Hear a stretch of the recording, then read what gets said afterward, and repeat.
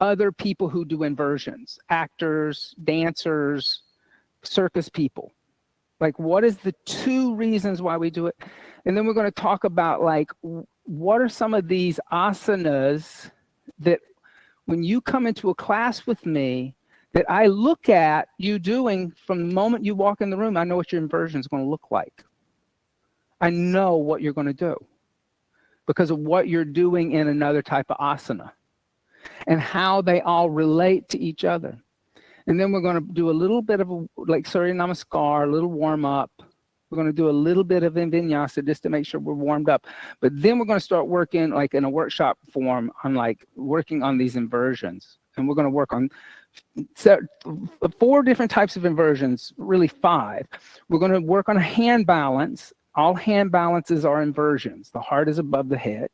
2, we're going to work on handstands.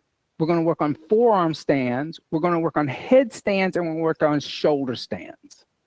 Because those are the 4 major inversions in yoga. Okay? We're not going to investigate things like scorpion as much as fun as it would be, because that's like deep back bending. It's like taking the inversion and adding onto it, like having a big bowl of ice cream, putting whipped cream on top. You know, do you really need the whipped cream? Okay, we don't need the whipped cream this time. So let's set up nice and tall, close the eyes, inhale deeply, and exhale everything out. And let's all chant Om one time together.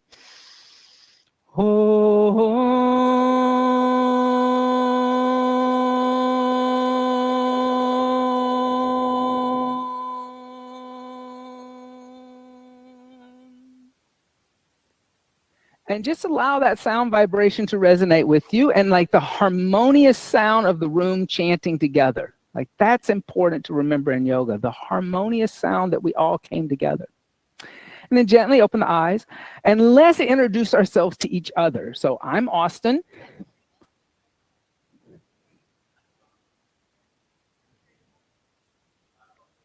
Wait, we just skipped somebody.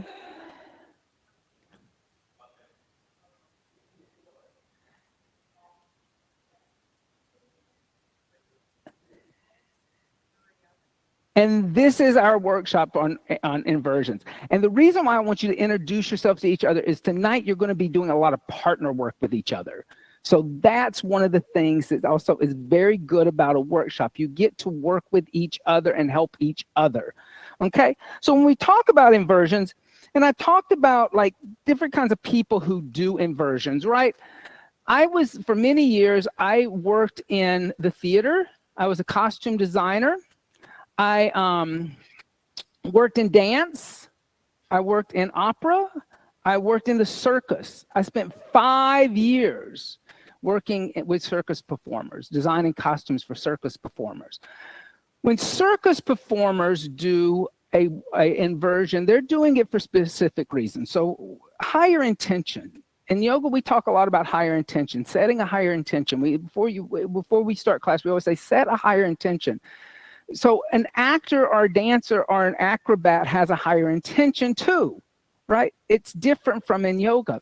What are some of the higher intentions when you're a performative inversion practitioner? And notice that word performative. I'm performing. Well, 1, exhibitionism. I'm doing it to be seen. It's my job to do it. When I work in the circus, it's my job to come upside down and hold a handstand for 40 minutes while somebody climbs up me and stands on my feet, and then somebody else climbs on top of them. So it's a performance, right? So that's a very different intention and a very different type of training that you're going to do over yoga, okay? Then egoism. Egoism. When you have to have a good, healthy ego to want to be an actor or a dancer or an acrobat. And so the ego is driving you to learn to do these inversions. 2, being competitive. Think about in sports, like when you watch the Olympics and you see people, gymnasts, go upside down and flip, flip, flip, flip, flip. They're in a competition. They're looking to win. It's very specific. Then finally, strength and endurance training. Okay? Strength, that one sounds very reasonable, that people start these kind of practices just because they want to get stronger and they want to develop more physical endurance. Okay, because it's not easy doing these things. But in yoga, we have a different higher intention. And some of these words, some of you might have even heard of.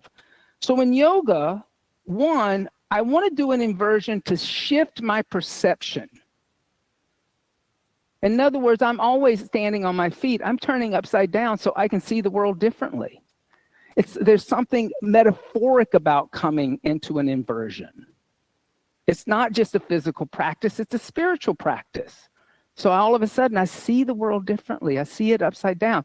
Maybe I see it from the point of view of the people who are on the bottom of the world that we like to think are in the southern hemisphere, right? And then we have to ask ourselves a question, are they really the ones on the upside down? Is the South really down, or is the North down? Do we really know that in terms of where we are in the universe? So then we shift our perception, right?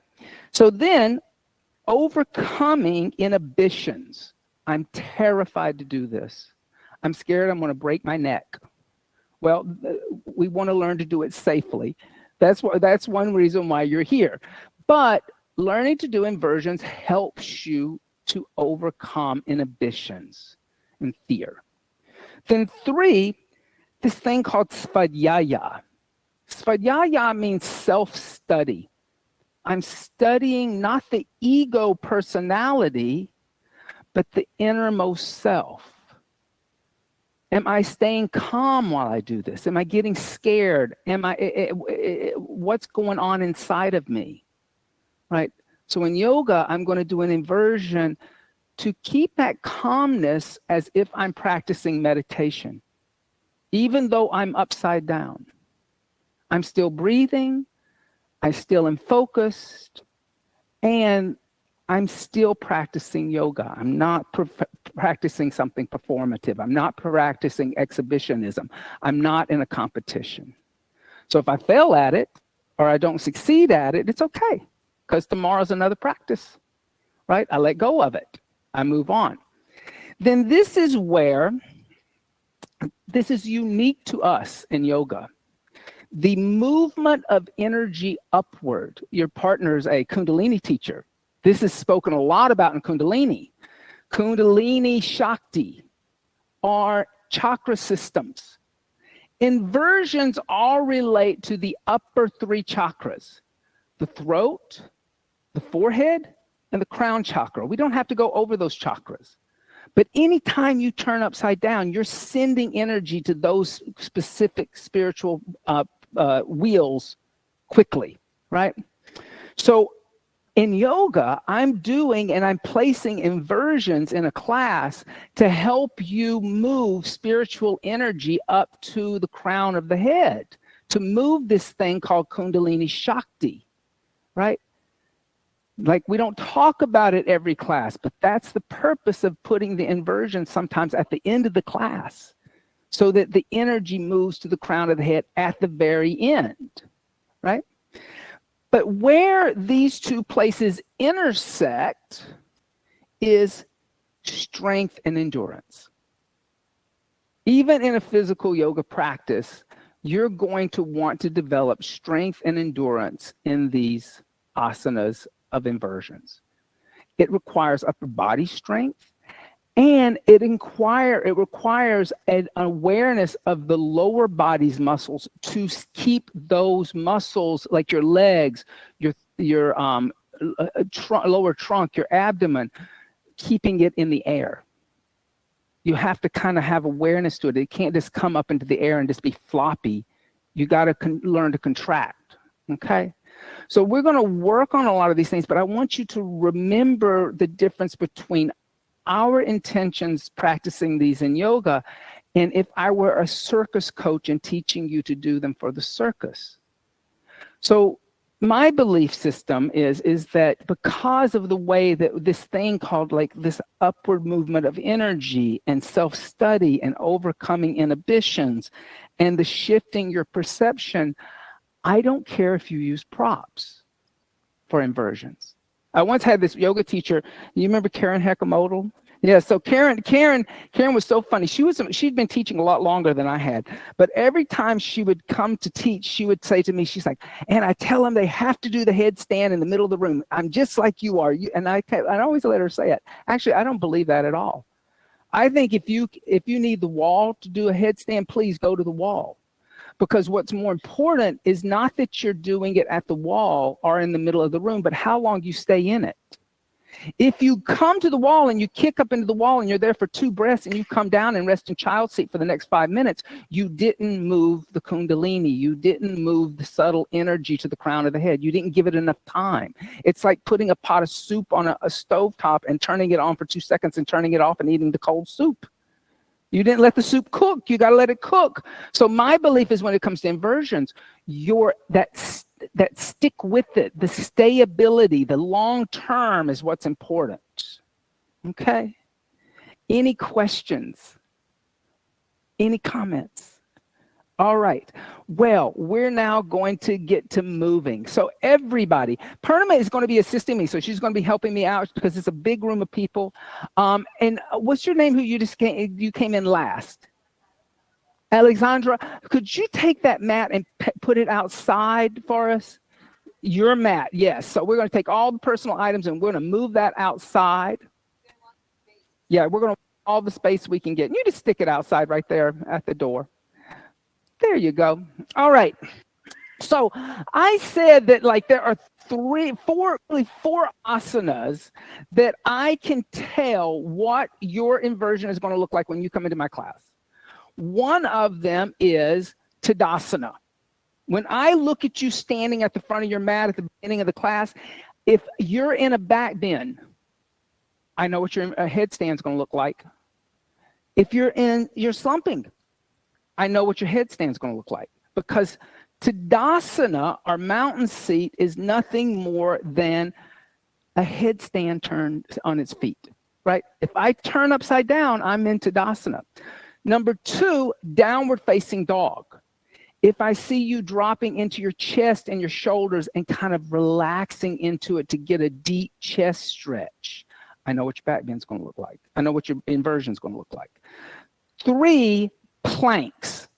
Anytime you do a plank, I know what your inversion is going to look like, because a plank is nothing more, an inversion is nothing more than a plank turned again, right? And your chaturanga. If your chaturanga is like one of those, if somebody told you, yeah, go all the way to the ground in chaturanga, I know what your inversion is going to look like. You're going too far and you're going to drop into your shoulders. So let's start with a little warm up. And I do have so I don't forget, I have like a few little things here. So let's come onto our hands and knees for a moment. And let's just bring a little hand awareness here. So look at your hands for a moment. Now spread your fingers. Come kneel up like I'm kneeling. Like come up on that kneel like I'm kneeling. Like this. And spread your fingers wide, and then do like this. Do a little like a cat kneeing. You know how your cat knees on you? It's with its little fingers. It's not doing it from the middle of the palm. It's doing it with its little fingers, and its little claws are coming out. Do you feel all those muscles in your hands? Okay, inversions. Become aware of your hands. Feel the muscles in your hands. Now, when people come in, put their hands on the floor, a lot of times they just collapse into their hand. Now, this time, put your hands on the ground, but spread your fingers out a little bit. So, and I would say come onto the floor, not the blocks. We'll use the blocks. The blocks are there for you, but first just start. And as you spread your fingers, turn your fingers slightly out. So you see not an L shaped between the index finger and the thumb, but you actually see a J shape. Okay, you see a J shape? Now, with that J shape, take your fingernails and claw the floor like a cat with your fingernails. And feel how all of a sudden, all the little muscles in your hands are active. So don't stroke it, Addie, like this. You're doing like this. I want you to dig your fingers into it like you're a cat holding onto a tree. Like, do you feel how now all of a sudden that index knuckles, the knuckles all of a sudden are super active, okay? Now what I want you to do is move your weight forward, bringing your shoulders over your fingers. Do you feel, you got to claw into those little fingernails. Now bring your weight back. Now move your weight forward into your hands. Good. And then move your weight back. Now, do you feel how that in reality, if you put your weight into your wrist crease, you're not going to be able to stay up in the handstand. But if I move my weight here, so my shoulders are right over my fingers, and I claw the floor, I can now push the floor away. So don't drop into your shoulders, but push. Good. And then relax. Okay. So when we say handstand or hand balances, that means the weight is coming into your hands, right?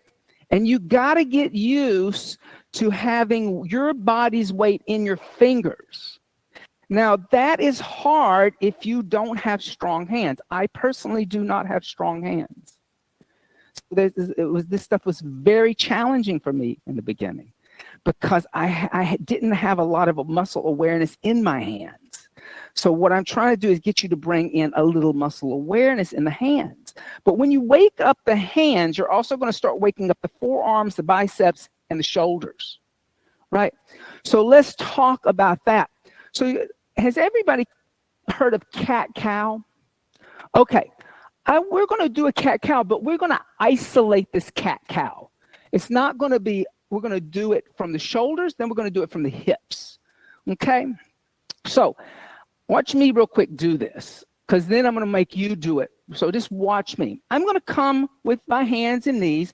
I'm going to put my hands underneath my shoulders, and I'm turning my fingers slightly out. Now, I'm not moving my hips.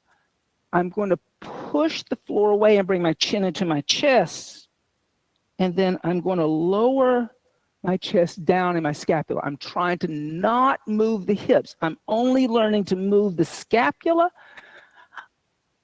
and the shoulders. Okay? So try that. Come onto the hands and knees. Spread the fingers out. Make sure they're turned out a little bit, especially if you're always used to making them straight. Now, pull your belly in and look at the wall in front of you first. Now, push the floor away from you and bring your chin into your chest and round your upper back, but don't move your hips. Then lift your chin away from your chest and let your scapula move toward each other and squeeze your shoulder blades together. And only do that in the upper chest. Then pull the floor away from you and press into the floor and make a little like that highest dent in the spine come all the way up in the middle of your back. Then lift your chest and let your scapula move toward each other in the back and let your chin and chest go down toward the floor a little bit. Yeah. Then do that again. Press into the hand. Push the floor away like a cat. And then come down and lift the head and squeeze the scapula together. So that's going to bring muscle awareness to the back muscles, which you're going to need to use. So if you come up onto your knees now, lift your knees up.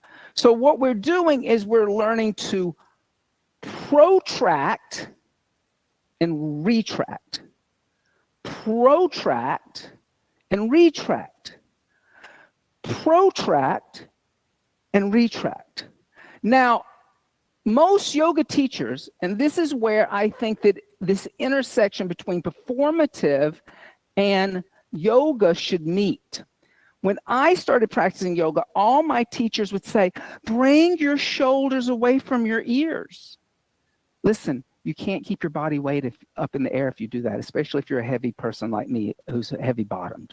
You cannot keep this weight up if my shoulders are out here. I want you now to try this. Take your two blocks. Now we're going to come to your blocks. And extend your arms up toward the sky. Now, yoga teaching, move your shoulders away from your ears, let your hands slide away from each other. Now, circus teaching, push the blocks up to the ceiling and push your shoulders up by your ears. Then drop your shoulders. Retract.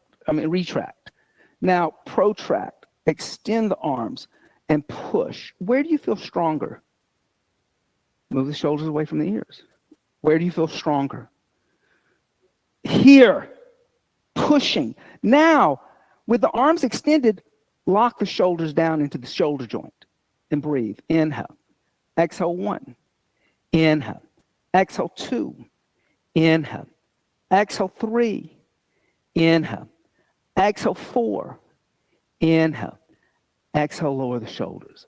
Okay, there. That's the beginning of a handstand, believe it or not. All right. Now from here, just to let you get a little movement of that scapula, come onto the hands and knees. Lift your left arm up. Lift your left arm up in the air. Then thread your left arm underneath the right. Bring your left ear to the floor and kind of push with your right hand and kind of pull on your shoulder. And just breathe. Just feel your scapula move. That little bit of thread the needle. Here again, getting a little bit of shoulder mobility here. Because that's going to be important, especially for any inversions. You want full range of motion of the shoulder. Then push into your right hand. Lift your left arm back up into. And open up the chest to the left. Then put the left hand down. Then do that on the right. Lift the right arm up.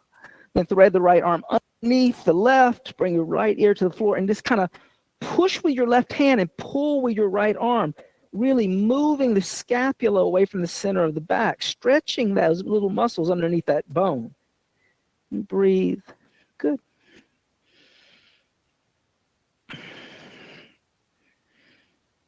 And then press into the left hand, lift the right arm up, and then place the hand down. Now from here, everybody come and sit down with your back against the wall and your sacrum against the wall, okay? And your legs extended straight out in front of you. And I'm going to move this because I don't want to trip on it. I'm going to put it over to the side, okay? All right. Now, here's what I want you to do. Remember what we just did when I said protract, retract, extend your legs straight out, bring your feet together, pull your toes back towards you.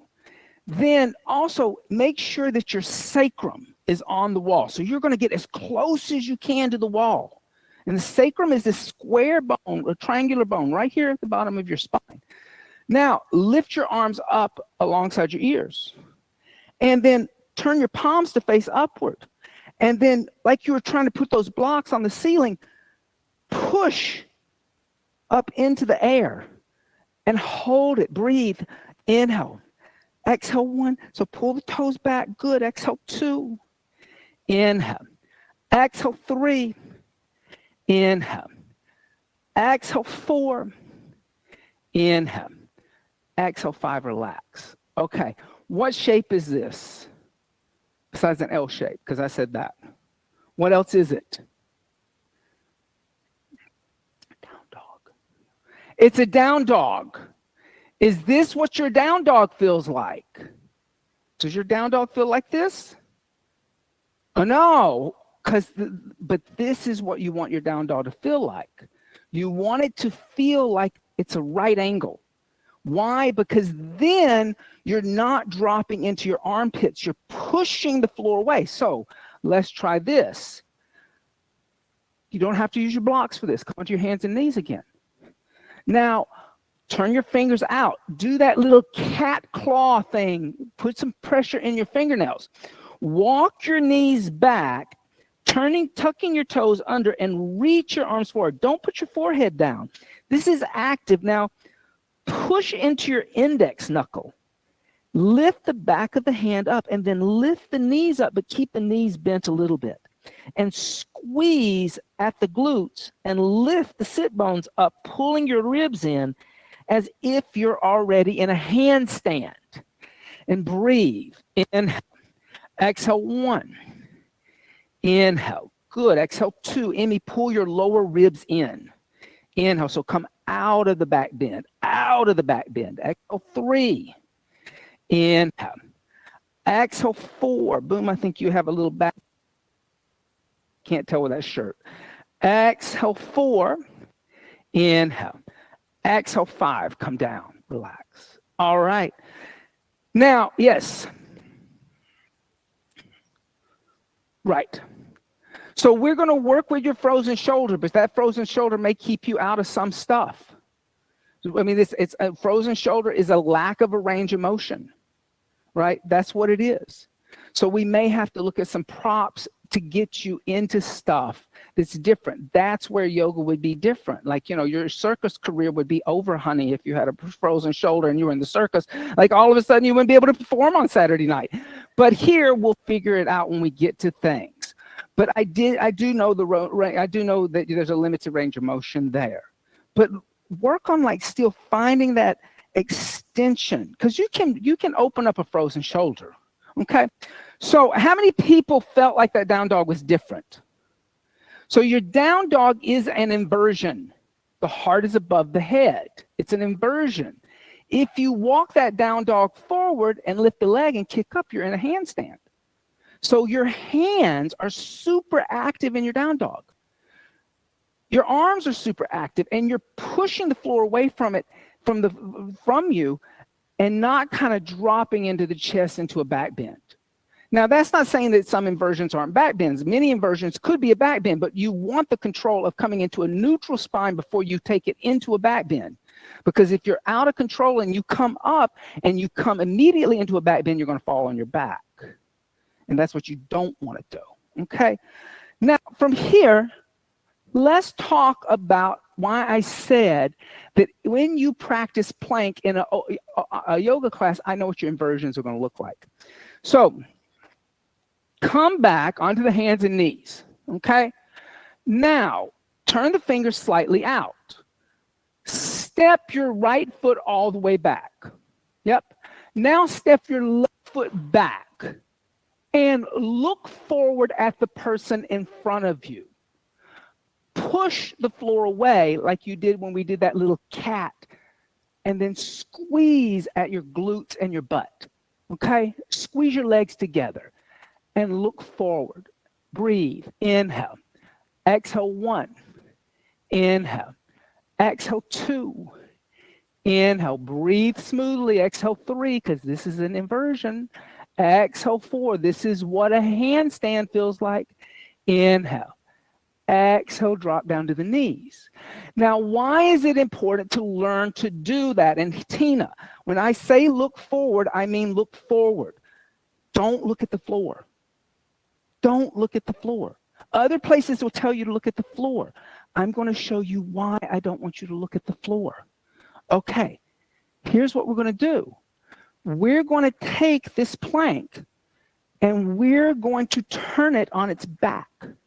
Watch what I'm going to do. So when I talk about inversions, I'm going to put the blocks underneath my calves, one block that way. I'm going to lay down on my back with this. I'm going to have to adjust it a little bit. I want that block right there in the middle of my scapula. And I'm going to extend my arms up toward the sky. And I'm going to lift my hips up and I'm going to tuck my toes under. Now there, when I take my head and I take my gaze back toward the altar or the windows, this is the energetic I want you to experience on your toes and your hands. Now, if I bend my elbows and bring my elbows next to my ribs, there's a chaturanga. If I extend my arms and put my fingertips on the floor, there is a handstand. But I have to be looking at my fingers. I'm not looking down at up at the ceiling or at the floor when you're on your hands and knees. So I teach, whenever you do plank here, I say, look at the wall in front of you.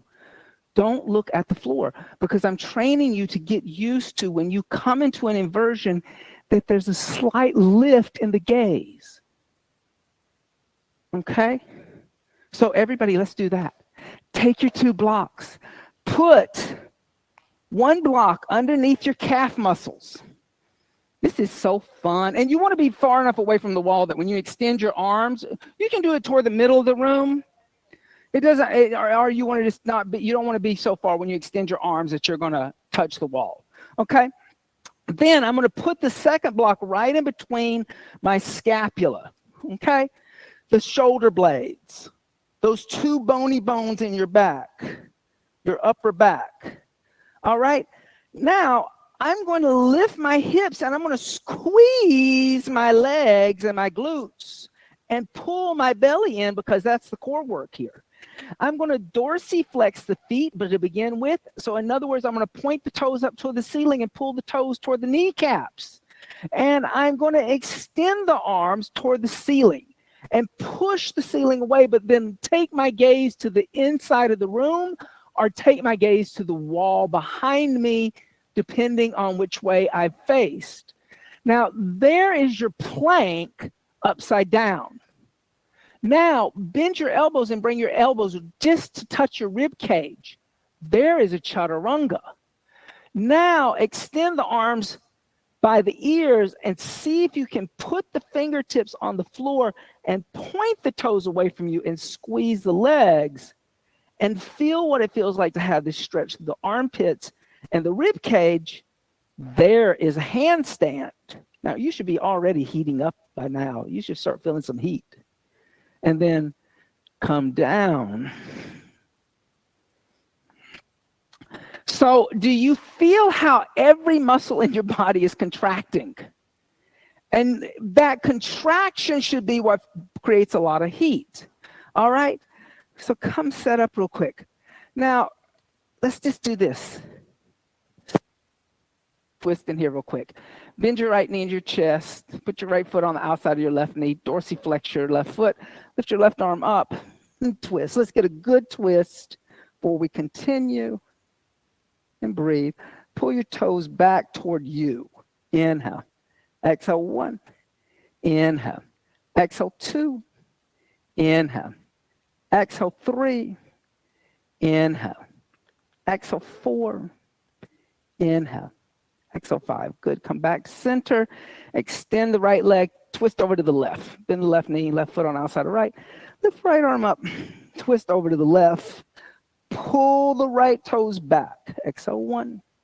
Inhale. Here again, thinking about heating up the post-anterior chain or the hamstrings. Exhale 2. Inhale. Exhale 3. Inhale.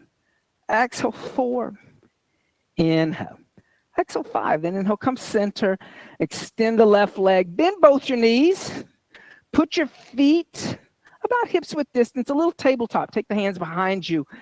Fingers slightly, try to slightly turn them out this time. And then lift the hips up, squeeze the butt. Lift up the hips by squeezing your glute muscles. And then exhale, let the head go back. Good, breathe, inhale. Exhale 1, press the toes down, all 10 little toes. Exhale 2, inhale. Exhale 3, inhale. Exhale 4, inhale. Exhale 5. Bring the chin to the chest and come down. And then come stand up at the front of your mat. Okay? We're going to practice a few Surya Namaskars. We're just going to keep heating up the body. But there was a lot of good work that was done in that warm-up. So in my tradition, feet come together in Tadasana. But I want you to notice what was happening in every part of your body in Tadasana. Because whatever you're doing in Tadasana, you're going to do it when you turn upside down. First, just bring your hand to your pubic bone and to your tailbone. And push your tailbone back toward the wall behind you. So your belly came, your hips came in and your behind went out. This is an anterior pelvic tilt. This is Kim Kardashian, okay? A lot of people have natural anterior pelvic tilts. However, if you have an anterior pelvic tilt, some inversions are going to be hard, especially if you lock the hips up. Now, move the pubic bone toward the center of the room and notice how your shoulders round to balance out. This is a post-anterior pelvic tilt. If you come into an inversion here and you do that, you're going to be in a forward fold and your legs will never lift up. Now, come to a neutral pelvis. So the tailbone is moving toward the pubic bone. And you're not either going into a forward fold, nor are you going into a back bend. It's neutral. Then bring the hands to the lower ribs. Pull the lower ribs in toward each other. Now, this is a stylistic thing because other people are going to tell you to do other things.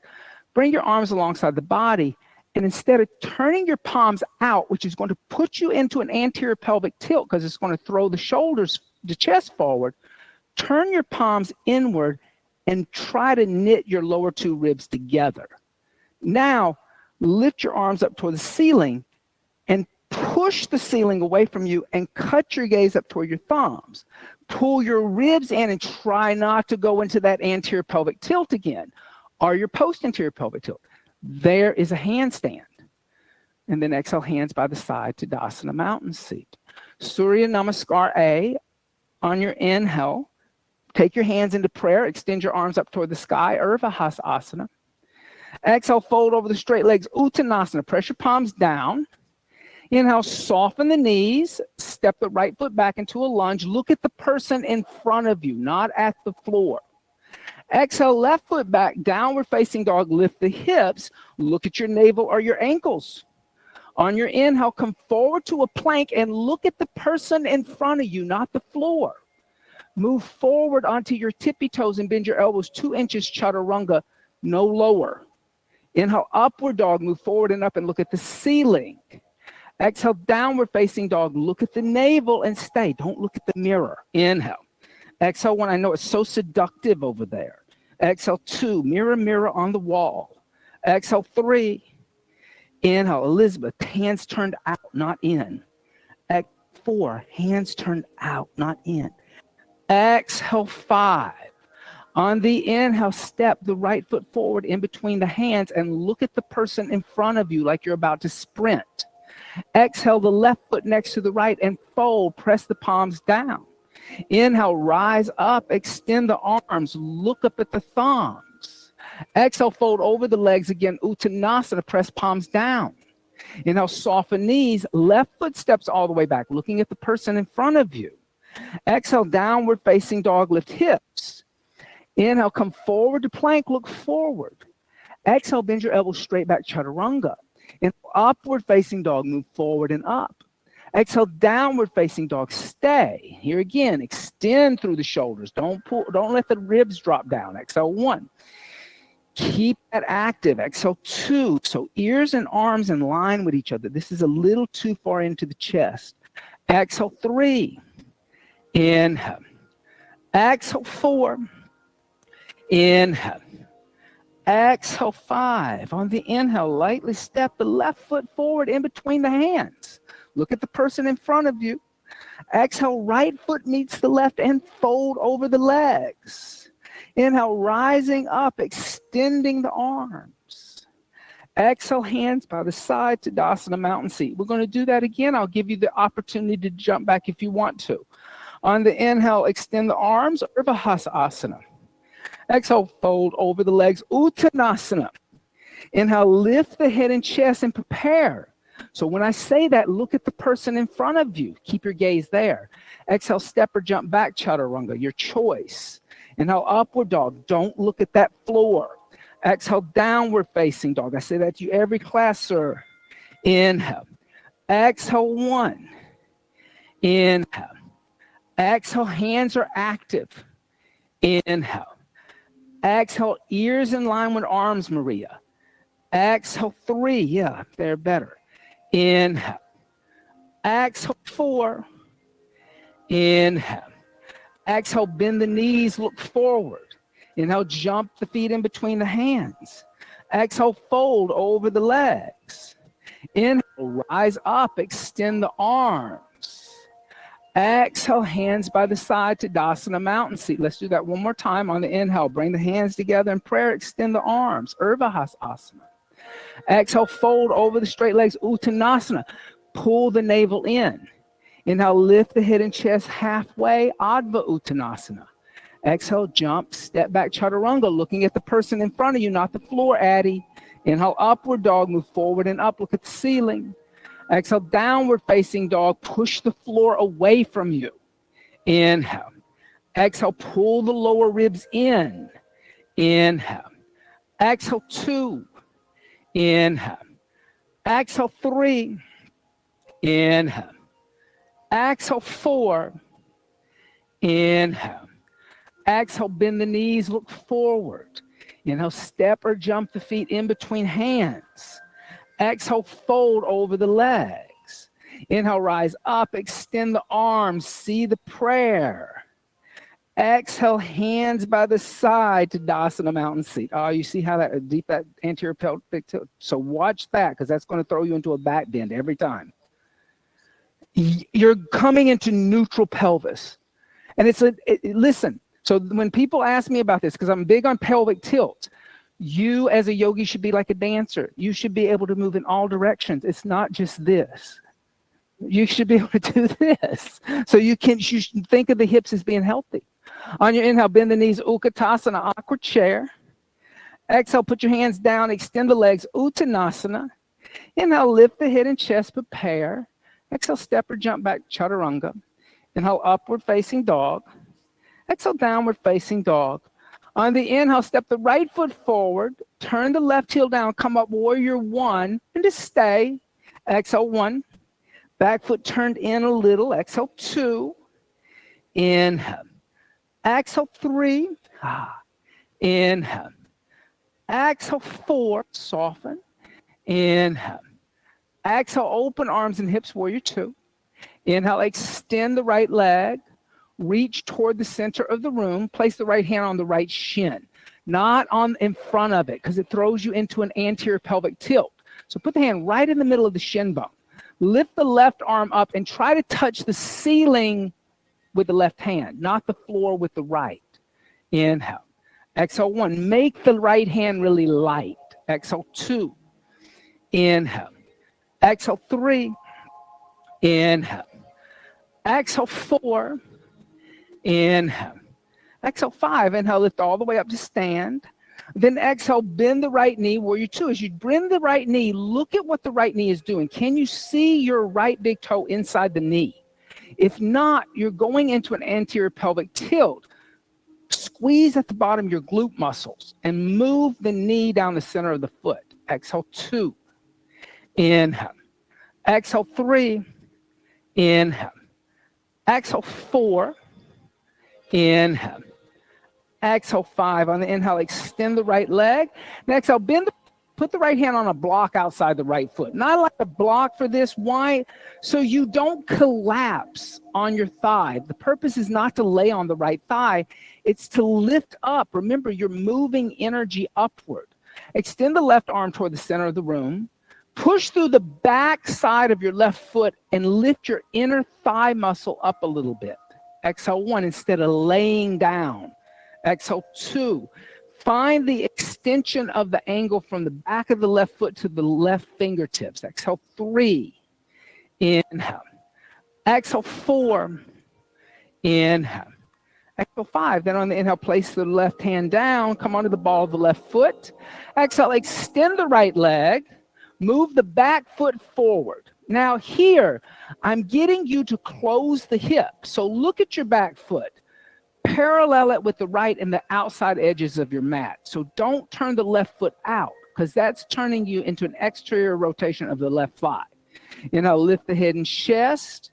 Pull the right hip back toward the wall behind you energetically. And you can use two blocks. That's nice. And then exhale, fold forward. As you fold forward, push the floor away from you. Think of it being like an inversion, because it is. Your heart's above the head. And pull the hips back toward the wall behind you, pushing the floor away, pulling energy up the front of the right leg. So the right knee's not bending. Exhale, one. Inhale. Exhale, two. Inhale. Exhale, three, Tina. Inhale. Good. Exhale, four. Inhale.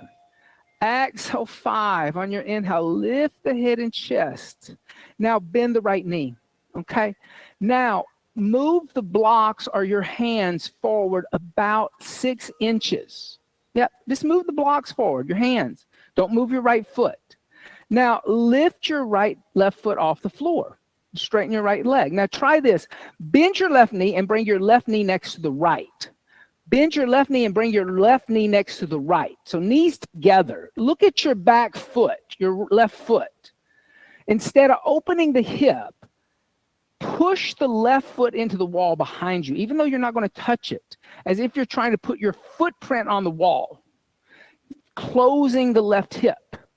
Now exhale, fold forward and walk the hands back with a closed hip. So you're going to keep extending this left leg, Elizabeth, and pushing through the heel. But you're not going to open the left hip. Why? Because you're going to learn to kick up in a closed hip instead of an open hip. Exhale, 1. Inhale. Exhale, 2. Inhale. Exhale, 3. Inhale. Exhale, 4. Inhale. Exhale, chest. Exhale, bend the right knee, step back to a lunge, and then step back, downward facing dog. That's all you have to do. So learning also now the difference between open hip, closed hip is on the inhale, step the left foot forward, turn the right heel down, come up warrior 1, and stay in warrior 1. Here again, back foot turned in a little. Inhale. Exhale, left hip pulls back toward the wall behind you. Exhale, 2. Inhale. Exhale, 3. Inhale. Exhale, 4. Inhale. Exhale, opening arms and hips, warrior 2. Now inhale, extend the left leg, straighten the left leg, reach toward the center of the room, put the left hand down on the shin, not in front of you. Lift the right arm up and try to touch the ceiling with the right hand. Make the left hand light. There's no weight in the left hand. Engaging the core muscles. Exhale, 1. If you're collapsing and you're leaning forward and going into your anterior pelvic tilt because that feels good, you might want to rethink that. Exhale, 2. Oh my God. Inhale, different, right? Exhale, 3. So it's because here again, we're moving energy upward. Exhale, 4. So that's the highest point. Exhale, 5. On the inhale, lift all the way up, stand. Now exhale, bend the left knee. As the left knee bends, see if it's tracking down the center of the foot. If not, it's in your hip. So squeeze the glutes at the bottom like you're trying to hold a quarter in between your butt cheeks. I know that's a great image, but that's really what it is. You're using the glutes to tighten. Exhale, 2. The glutes are going to operate the hips. Exhale, 3. Inhale. Exhale, 4. Inhale. Exhale, 5. Inhale, extend the left leg 1 breath. Then we bend the left knee. Put the left hand on a block outside the left foot. You're not laying on your left thigh. You're not collapsing on the inside of your right ankle. Extend your right arm toward the center of the room. Look into your right palm and push through the outside of your right foot behind you. Exhale, 1. So there's energy moving up the side of the body. Exhale, 2. Inhale. Exhale, 3. Inhale. Exhale, 4. Inhale. Exhale, 5. Then put the right hand down. Come onto the ball of the right foot. Notice you've closed the hip. Extend the left leg and move your right foot straight forward until the heel is on the ground. And notice any desire to want to turn the back foot out even the slightest bit, because what it's doing, it's externally rotating. So you're going to pull the left hip back, the right hip forward. Now exhale, fold over the leg and pull energy up the left leg. So push the floor away from you. Think of it as an inversion because this is an inversion. Exhale, 1. Like I said, your heart is above your head. Exhale, 2. So already you want to kind of lift here, up here, Elizabeth. So we're not cocking this right hip. Exhale, 3. Inhale. Exhale, 4. Inhale. Exhale, 5. Inhale, lift the head and chest. Bend the left knee. Move your blocks forward, your hands forward about 8 inches. Yep. Now, shift weight into your left foot. Lift your right foot off the floor. Now, the desire is to open up that right hip. But what I want you to do is I want you to bend both your knees and bring your knees together. Look back at your right foot. Point your right toes straight down toward the floor in a dorsiflex. Then extend both your legs and try to put your sole of your right foot on the wall behind you without lifting your hip, because that's that desire to open up the hip. It's going to be hard to kick up if you open up the hip. Then exhale, fold over the leg. Breathe, inhale. Exhale, 1. Inhale, good. Exhale, 2. Inhale. Exhale, 3. Inhale. Exhale, try not to bend the standing knee. Inhale. Exhale, 5. Good. Inhale, lift the head and chest. Exhale, bend the left knee. Inhale, step the right foot back into a lunge where it came from. Exhale, left foot back, downward facing dog. Good for you. Inhale, come forward to a plank. And exhale, drop to your knees. All right. So when I talk about anterior pelvic tilts, not all anterior pelvic tilts are bad. Some people think, oh, Austin just doesn't like anterior pelvic tilts. It's not that. Anytime you do a handstand, a hand balance, like Bakasana, crow, or any other hand balance, you're in an anterior pelvic tilt. Your hand balances are all forward folds. There's none of them that are back bends. And an anterior pelvic tilt is the beginning of a forward fold, okay? So everybody, we're going to work with some props now.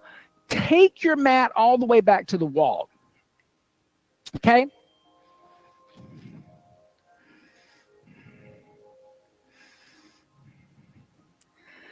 And now we're going to take a block. And can I use your mat? Okay. I'm going to take a block. I'm going to put a block right here. Okay. And I'm going to take my bolster. And I'm going to put my bolster about that far in front of me. It's a little subjective. It's about my torso's length. So it's going to be a little different for everybody. And the bolster is there just so you feel like you won't fall and break your nose. Okay? It's like a safety precaution. I'm going to come on to you. So everybody come over here and watch me real quick.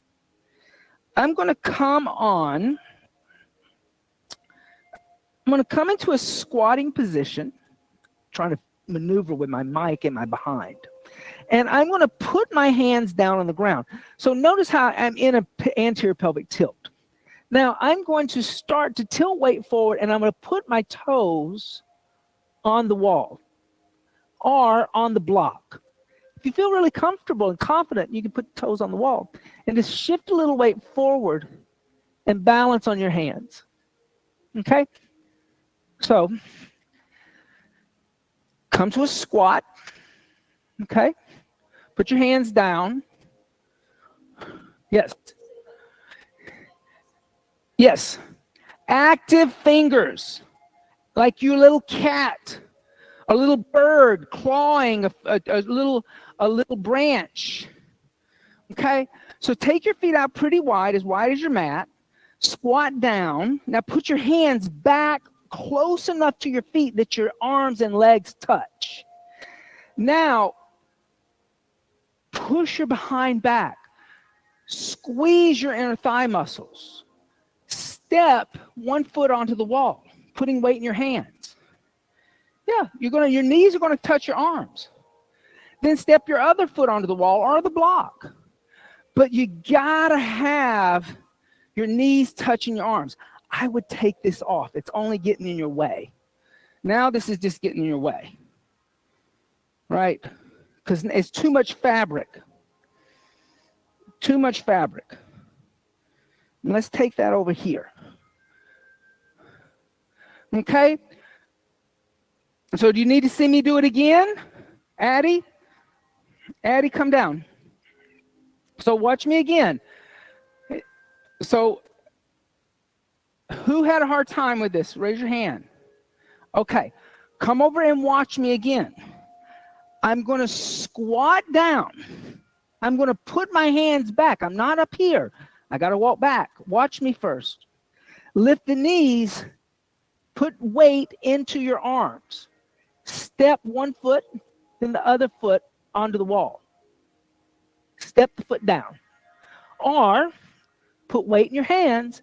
Step one on the block. Okay, the block's fine. Wall's a little more advanced. Okay, so come to a squat with your behind basically against the wall. Your knees are out. Your hands come back toward your feet. Lift your butt up and get your knees into your biceps and triceps. Then step a foot onto the wall. Then step the other foot on the wall. Yeah, now look forward toward the way beyond that bolster. Yeah. Good. Look up here, look up here, look up here, look here, look here. That's good. That's good.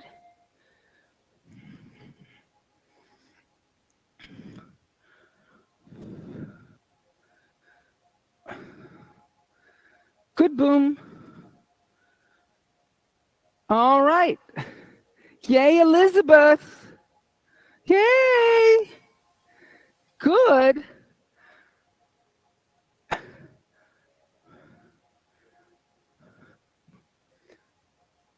What was what are you asking? You have to push into the arms.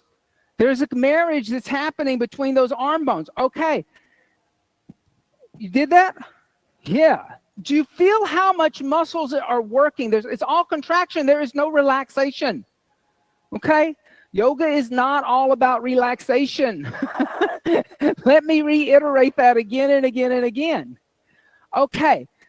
Now, from here, everybody come over to Boom's yoga mat. Can I use your yoga mat? Okay. So I'm going to now turn that crow into our first inversion. The crow itself is an inversion.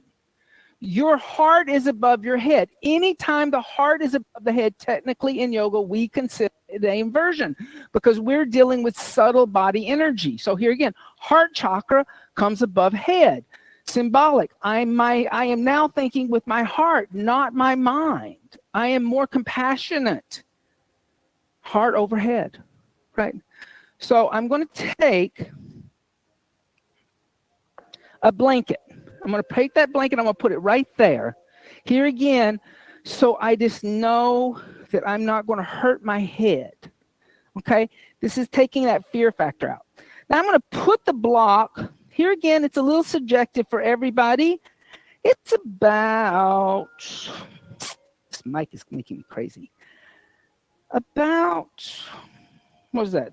A foot, 2 foot? About a foot. Okay. From here, I'm going to stand on the block and I'm going to squat. Here again, I got to walk my hands back. I'm not walking them this way. I got to get the legs to touch the arms. I'm going to bend into my arms. I'm going to put the head on the ground and I'm going to then lift, lift the legs up into the air. Coming in a tripod headstand. Then I'm going to come down.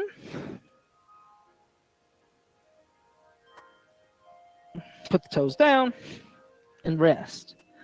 Okay, so do that. Put the blanket back toward the mat and fold it like twice. Yeah, so you got a nice little cushion underneath your head. Then put the block about 1.5 feet away, right? And now by standing on the block, you're already lifting your hips higher. Now put your hands on the floor next to your feet and bend your knees into a squat. So you got to squat down and get your knees on your upper arms. Now squeeze your upper arm bones with your knees. Bend your elbows a little bit like a chaturanga, not too deep. And then put your head down and then lift your feet up. Now, as you lift your feet up, use your core and lift your knees up and your legs up into the air. Good. Now, see if you can get your heels on the wall. Good. Don't jump. We're not jumping. There's no hysterical going on here. It's all calm. And bring your elbows in. Don't let your, remember what I said, fingers out in downward dog. You're going to fall a little. You are falling a little. Okay. Yeah, there you go. Now fall. Going in like, yeah, there. I mean, don't go too hard, but your little core. So you're going to have to bend your elbows and get your head down. So there's a little bit of a trick going down there, okay? But you're going to stay calm. So walk your hands back. Squeeze your knees. You got to get them to touch. Now bend your elbows like a chaturanga. And bend your elbows. Don't just drop into it. Bend your elbows. Bring your chin to your chest and put your head right here. Better. Now, don't go up all of a sudden. Now it starts to lift up. Now lift your legs up. Good. Good. Now squeeze your elbows together. Now, Tina, move your hips toward the wall. Put more weight in your head. In your head. So tripod means there's equal weight distribution through your head and your hands. It's a tripod. Now, that's too many blankets, mister. I know it hurts your head, but you wanted to do this. You got your mom to do it. Just do it this way. Come on, move closer to it. You're too far away. Now step on the block. Now put your hands here back here. Now get your knees into your armpits. So palms flat like this. See how like I'm all like here? I'm not out here. I'm up in here. Yeah. Now bend your elbows. Put your palms flat. Bend your elbows. Come up. Come off the block. So watch me again. I'm going to move this off to the side. Okay. So I'm standing here. I put down. See my knees? They're out here.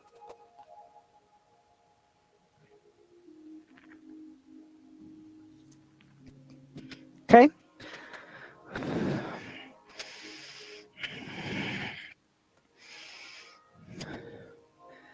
All right. So tripod headstand. Come set up for a moment. If you're still in your work, I think that's enough time spent on it. So that's helping you, one, understand that from crow to lift your hips in the air with a closed hip. In other words, you don't have a leg lifting up and externally rotating to throw it up in the air. That was all closed hip work. So it's a lot more core. It's a lot of core work. But here again, tripod is probably one of the easier inversions because you have a really wide base. The hands and the head being the tripod, so there's equal weight in the head and the hands. Okay? Any questions about tripod or Brahmasana?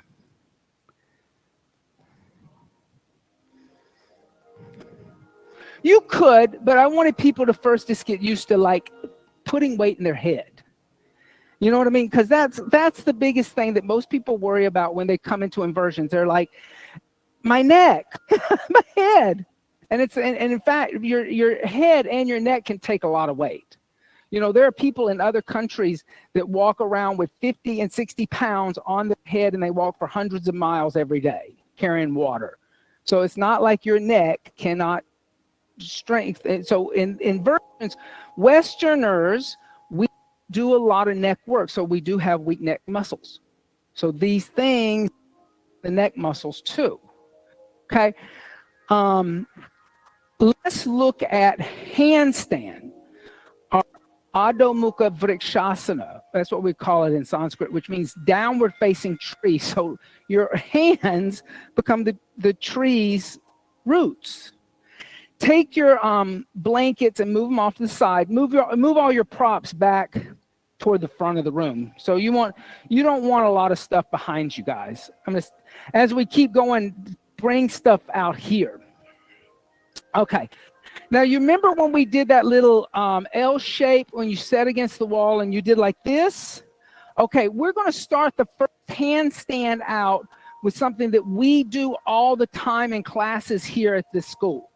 We're going to do a L-shaped handstand. However, what happens is people get excited and they don't take serious the measurement, right? And when we tell people where to put their hands and their feet, they just kind of rush into it. So everything about this is about measuring your own body. So you're going to come under the hands and knees. Wait, just watch me. My feet are against the wall. I am not up here away from the wall. My sole of the foot is against the wall. My hip and my knee are in alignment. I'm not pushing my butt back toward the wall. I see this happen a lot, and then the people walk their hands back and they're too tight. So I'm like what I call a regular tabletop. You know, we call that upside down thing we did tabletop, but this is like a real table. I have 4 legs and a tabletop. My back is a tabletop.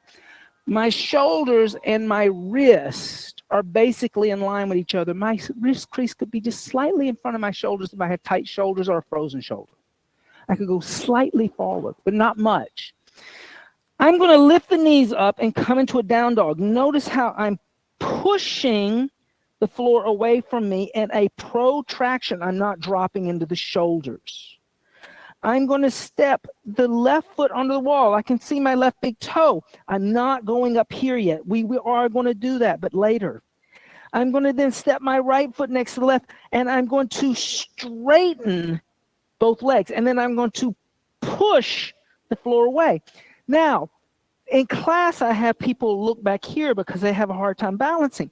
Today, cut your gaze toward your thumb. So look through your eyebrows. Don't lift your head like this. Just take your gaze right there in between your thumbs and push away. And we'll do this for 5 breaths, okay? So come onto your hands and knees. Your feet are against the wall. Your feet are against the wall. Your knees are underneath the hips. Your wrist crease is underneath your shoulders. This measurement is crucial. You're not sending your butt back toward your heels. So your butt comes up a little bit, not an anterior pelvic tilt. So that means you may need to walk your hands forward just a little bit. Now, lift the knees up. Come into a short down dog and push the floor away from you. Look back at your feet. Step your left foot onto the wall no higher than your vision. No higher than your vision. Step your right foot next to the left and straighten both your legs. And push the floor away with your shoulders. Now, as you do this, Anne, you're going to walk your feet down so you're in an L shape, not a ramp. And then look back. And as you look back, press the floor away. Come down a little bit on your feet. Good.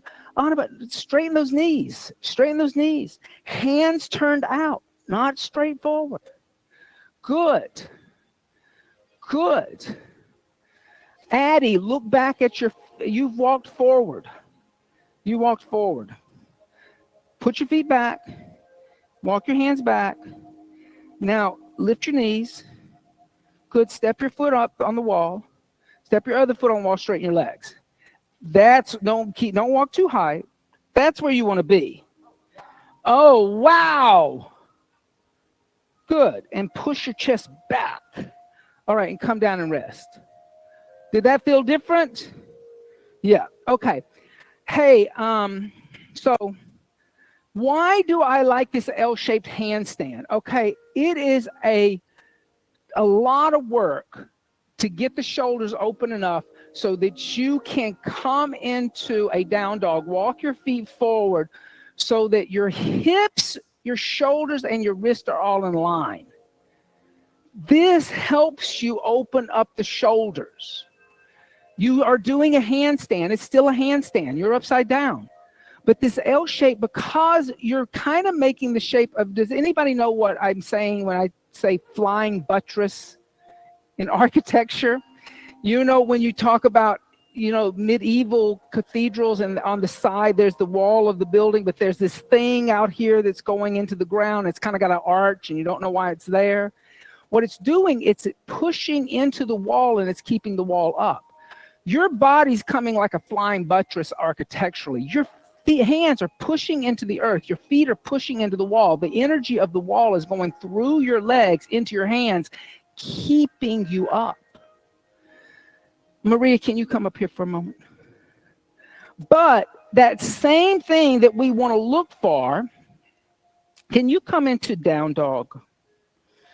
When we talk about doing handstands, we want to find this same energy, but it's like I said, you may not be able to find it at first. So from down dog, can you look forward And can you walk your feet forward so that your shoulders are over your wrist and your gaze is right here in front of your fingers? All right. That is pretty hard to do. Do you see how that alignment is shoulder, elbow, wrist? Now, if she walks forward just a little more, as you walk forward, she's going to almost bring her hips in line with my stick, right? From here, if I give her just a little bit of pressure, she can lift up into a handstand. Okay? And in the flying buttress, the legs have left the wall. But it's all about pushing into the floor like you did this then. Then hinge at your hips and put your feet on the ground. There you go. Good for you. Thank you. So here's what I want to do from here. When we talk about handstands, you can kick up, you can walk up, or you can learn to do that same thing with a partner. Okay? So now, what I'm going to do, boom, can you come into that L-shaped handstand? So no, wait, measure it out for real. Feet back, hands back now. You need to take your hands back. Yeah, that's better. Now lift your knees up. Now step one foot onto the wall. Now step the other foot on the wall. Straighten the legs. Now push your chest back and look back slightly to start so that you're pushing your chest back and protract. Now I'm going to come here. I'm going to hold on to his hip. Lift your right leg up into the air. Now lift your left leg up in the air. And I'm going to step to the side. Now dorsiflex your feet and try to stand on the ceiling and pull your ribs in, coming out of your back bend, and push away. Good for you. Then step the foot on the wall. And step the other foot on the wall. Good for you. So if you use the wall as a measuring tool, you can actually learn to come into the room in a handstand. Because you're perfectly measured out if you do that first L shape right. You don't cheat it. You don't walk your hands too far. Because if you walk your hands too far, what's going to happen is you're going to want to kick into the room. You don't have to kick. You only have to lift the leg, and the other leg will follow. We're going to partner up. Find somebody that's about your size. Okay? Somebody your size, height-wise, weight-wise. Gentlemen, you two come together. Okay? All right? Okay? So partner one.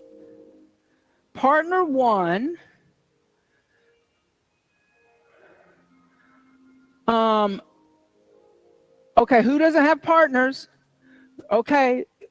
Will you have partners? Partners. Okay, partners. Who else doesn't have partners? This over here, partner. It's over there. Mark, you want to work with Marcus? You going to work with Marcus? Okay, so over here.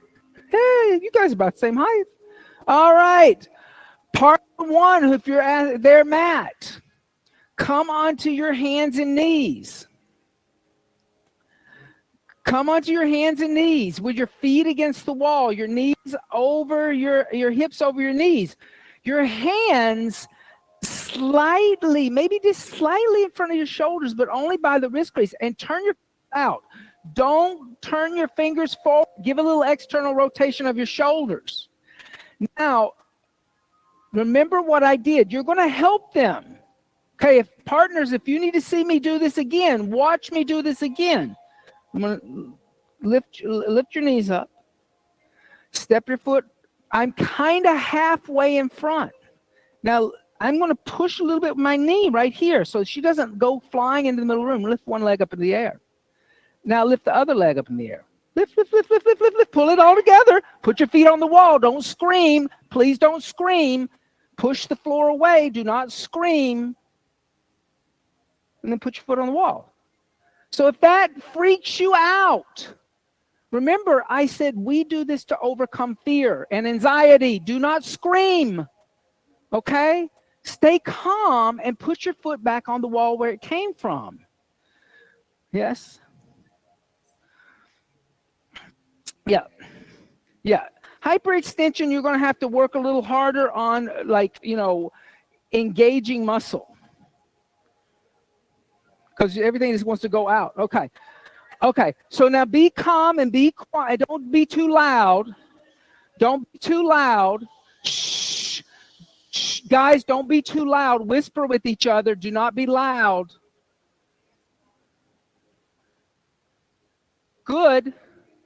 Good. Squeeze the legs together. Squeeze the legs together. Squeeze the legs together. Squeeze the legs together. Squeeze them together. Squeeze them together. Together, together, together, together. Good, Booms. Push, push, push, push, push, push, push, push, push.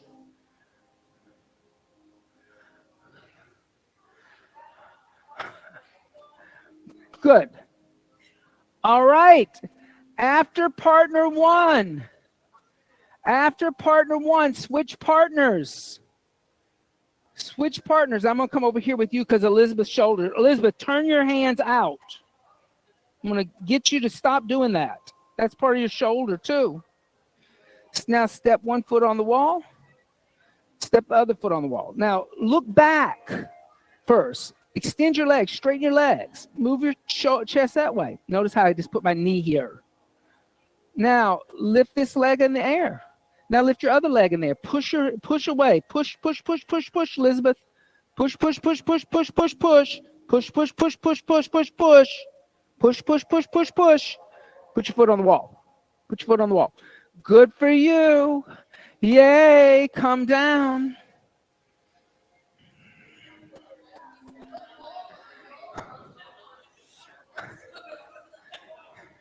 How you doing over here? Good? Look good. Yes? So when I assist, should I stand A little to the side. Watch. So I'm not dead on center. I'm here. Now lift that leg.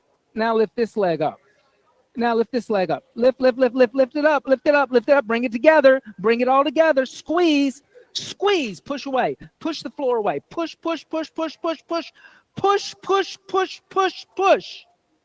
Put the foot on the wall. Good.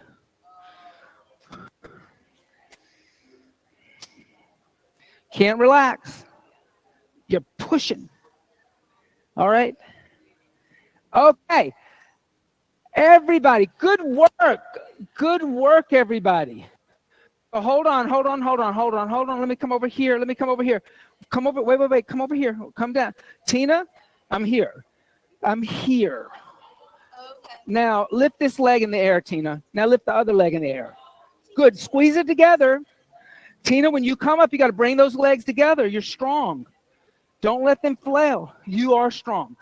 You're strong. Don't let the legs go out like this. Pull it together. Let's do it one more time.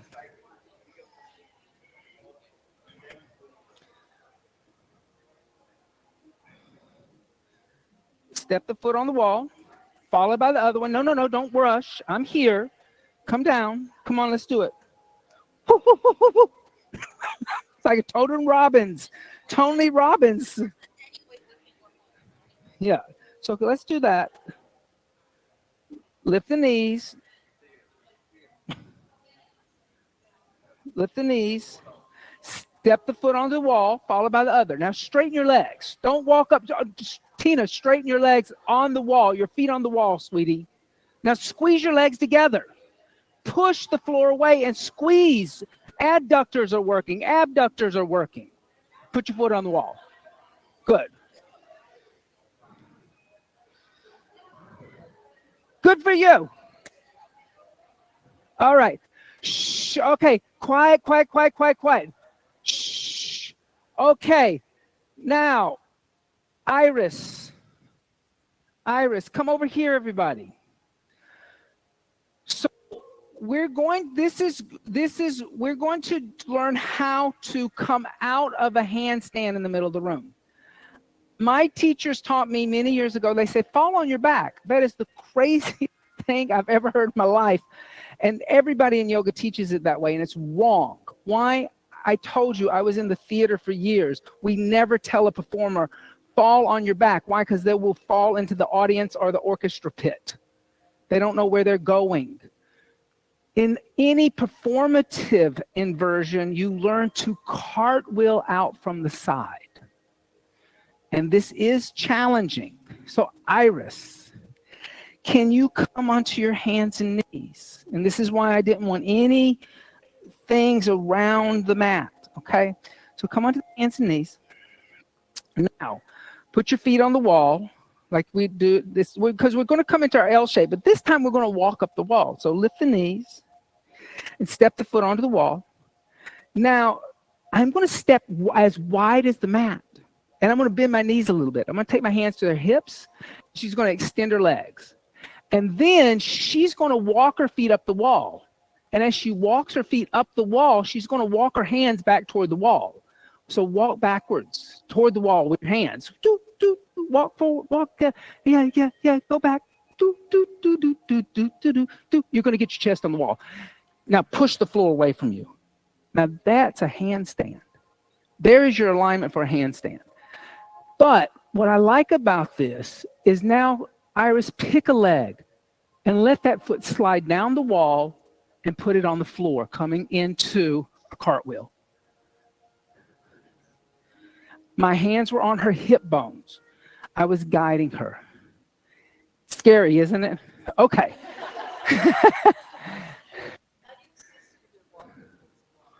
So let me do it again. Maria, you want to do it one time with me? Okay. These bones right here, they ain't going nowhere. Those are solid bones. That's what I'm grabbing. I'm not grabbing flesh. I'm not grabbing Austin's little love handles. It's these two bony bones right where the waistband of your pants are, the high hip. Okay. So I'm right there. I'm lifting up. Walk the feet up. I'm lifting. I'm helping her like walk forward. I'm taking some of the weight out of her shoulders now point your toes toward the ceiling. Now walk your chest back a little more. There you go. And push. Now, and there's no weight in my hands. Now pick a leg and cartwheel out. Yeah. All right. Partners, let's go.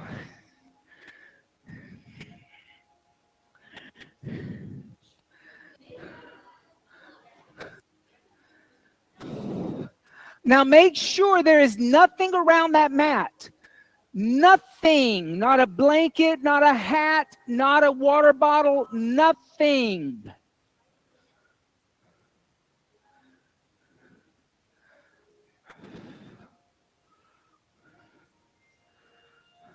Now step as wide as the mat, Tina. Now walk the feet up the wall.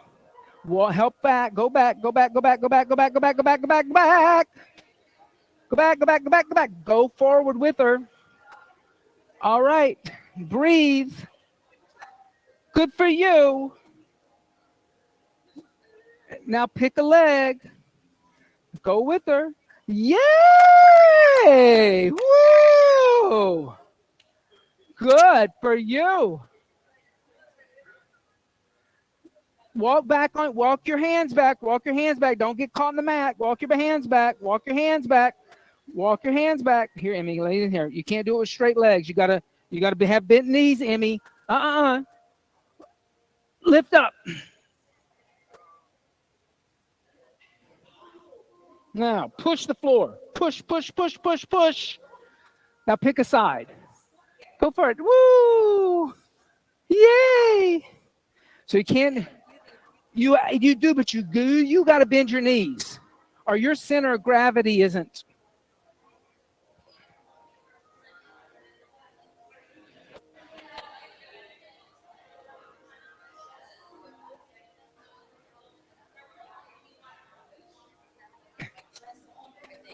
Yes.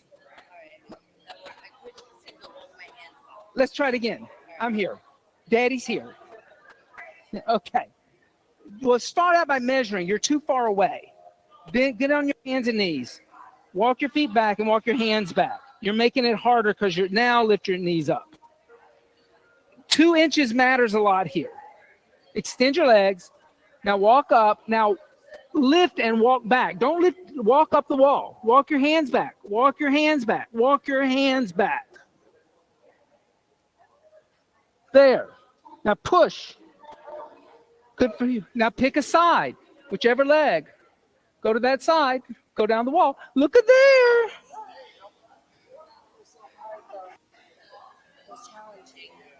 It's all core. It's all core strength. Here, let me come over here with Tina. Let me come over here with Tina. Okay, Tina, I got you. Lift up, walk. Walk, walk, walk, walk, walk, walk. Now, push. Good for you. Look at there. I told you were strong. Now pick a side. Whichever one. Good. Look at there. Look at you. Yay! Ah, there you go, girl. Woo! All right. So, now the other thing about inversions is they're very exciting.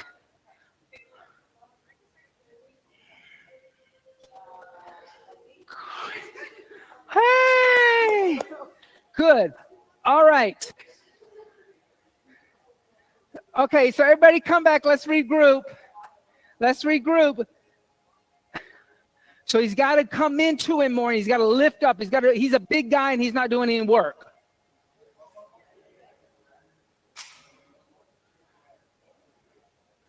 Watch out. Don't let him kick you.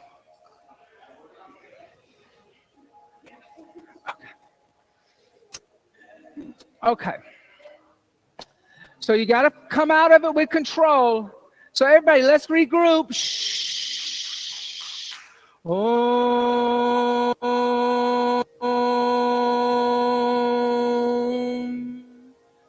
All right, that was excellent work. And what I like, everybody, there's like it's exhilarating. There's a lot of energy in the room. It's just a buzz. But let's move on to the next one. Okay? I always wish I had 5 hours for these things, but 2 hours is like a short amount of time. So, Emmy, I'm going to fast forward a little bit. And here's what I want you to do. Everybody, first, take a block and come to the front of your mat and take that block between your forearms. Okay? And then you can just pick somebody's block up. You don't have to get your block. Any block will do. So take that block between your forearms. A lot of times teachers will say, take it between the web of your fingers. And then turn your palms to face this way. Now, I want you to try to squeeze your elbows together. Feel the muscles in your back that's working to do that. Now, lift the block up so the edge of the block is in line with your sight. And then breathe. Inhale. Exhale 1. Inhale. Exhale 2. Inhale. Exhale 3. Inhale. Exhale 4. Inhale. Exhale, lower the block. Did you feel how your rhomboids, your lats, your scapula, your trapezoids, the deltoids in the back were all working? Okay, in forearm stand, that's what has to happen. It's not a relaxing into the shoulders or you'll fall flat on your face. You've got to squeeze inward. And a lot of times teachers will teach it like this. I'm not saying they're wrong, but it doesn't get you to understand how to use the lateral muscles to bring the elbows in. Okay? When we talk chaturanga and the elbows are going out the side, it's not the elbow or the upper arm that moves the elbow toward the body. It's the lateral muscle chain going all the way from the back of the shoulders, down the side of the body, down to the hip. That has to become stronger to do that. And in forearm stand, there's a pulling in of the lateral muscles, as if it's a chaturanga. Okay? Does that make sense? So here's what we're going to do. Emmy. Okay, everybody come over to Emmy's mat. And you can get rid of that block. You can bring that block back up to the front. Now, we're going to do, let's start out, well, let's do this. Okay, I'm going to do another prop. I'm going to take a belt because the hyperextension. This is addressing the hypermobility, okay? People who, I sometimes I forget about that because I am not hypermobile. Hypermobility in joints is, if you do your arm like this, everybody just do your arm like this. If you pop up with a little bulge like that, that's hypermobility. The joint is more mobile. My joints are not mobile. It's not your muscles that are mobile and flexible. It's your joint, okay? And that means that your joints are more accessible. You're likely to get injured because of mobility of joint. And what has to happen is you got to work to build up strength of muscle. So a lack of stability. It does mean that some people can get into things like when you see a contortionist, like I said, performative. Contortionists usually are hypermobile people. Okay, so Amy's going to take the belt. She's going to put it just above her elbow. Then she's going to come onto her hands and knees with her feet against the wall. So feet against the wall again. We're going to use that measurement again. And then she's going to bend her elbows and put her forearm down. Now, she's going to try to pull the belt apart, which is going to give you the same action as trying to squeeze the block in. And she's going to lift the knees. She's going to step the foot on the wall. Then she's going to step the other foot on the wall. Then I'm going to stand to the side this time. And she's going to look at her fingertips. So look up at, not at the wall behind her. Now lift one leg up, either one you want. Now I'm going to grab that foot, now lift the other leg up. And then she's going to balance. Right? Look at there. Now if she wants to come down, she's going to hinge at her hip crease and just put her foot on the wall. She's going to go down the same way she came up. All right. How did that feel with the belt? Very stable. Okay. So everybody take your belt, make a little loop in your belt. Your loop is about your width from armpit to armpit. Like in other words, if you ever sewed from arm's eye to arm's eye. Not shoulder to shoulder. It's inside your pectoral muscle. Okay, that's about the width you want. Okay, if you've never done one of these belts, you're going to take through both D rings and then in between the D rings. So that's a little wide, it's a little narrower. Okay, and sometimes the longer ones are a pain in the butt. You know, the short ones are sometimes easier for people.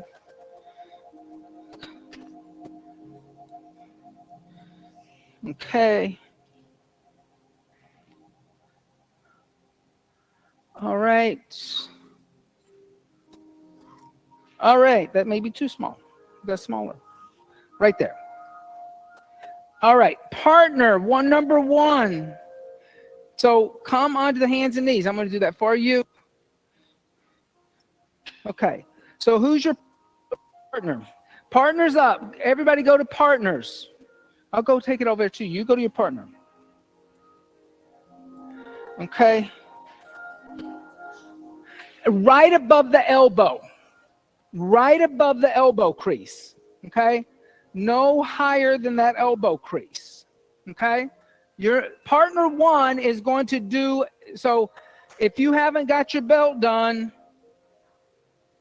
hand it up to somebody else so that they can do it for you, because we got to move. Daddy's got to move. Daddy's moving, grooving. All right. Okay. So partner number one, come onto the hands and knees. And push your feet into the wall. Don't walk up. Push your feet into the wall. L shape. L shape. Don't just keep walking up the wall. Stop and straighten your legs. Stop and straighten your legs. Stop and put your heels on the wall. Stop and put your heels on the wall.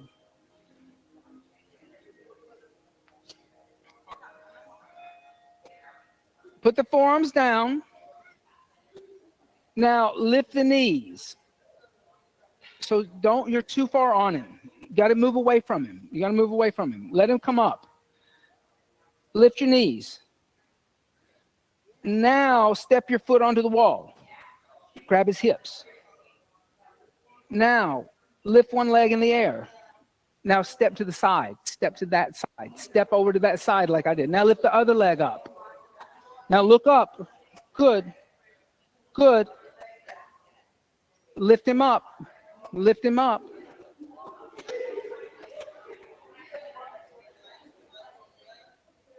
Good for you. And then let him come down. Let him find the wall. Woo! Okay. So partner one, do you feel how you have to push the floor away? Do you feel how you're pushing? Shh, don't get too loud. Don't get too loud because nobody can hear. So everybody keep it quiet, keep it soft. Keep it soft, keep it soft. Good, Emmy.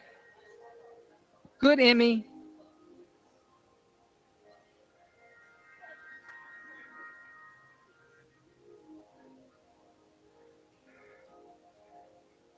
Lift the hips.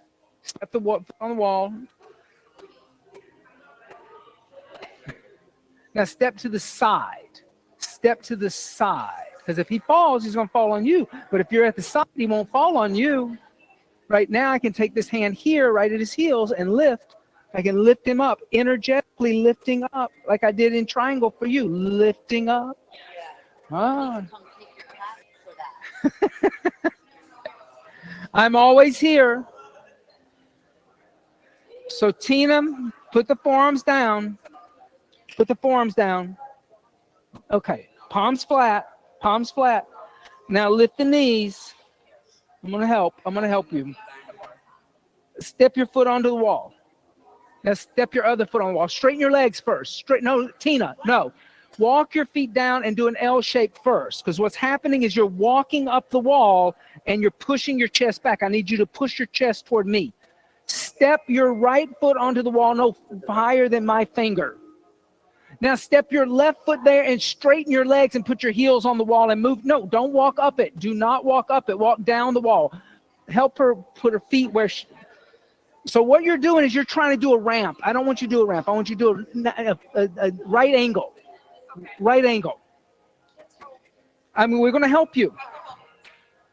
You're going to put your finger where I want her to put her feet and straighten her legs. Put your forearms down. No, you put your forearms down. Forearms down. Lift your hips. Palms are flat, not in a fist. Now lift your hips. You're going to step your foot right there. Now step your other foot by that foot. Now straighten your legs. Do not go up higher. Straighten your legs. Straighten your legs.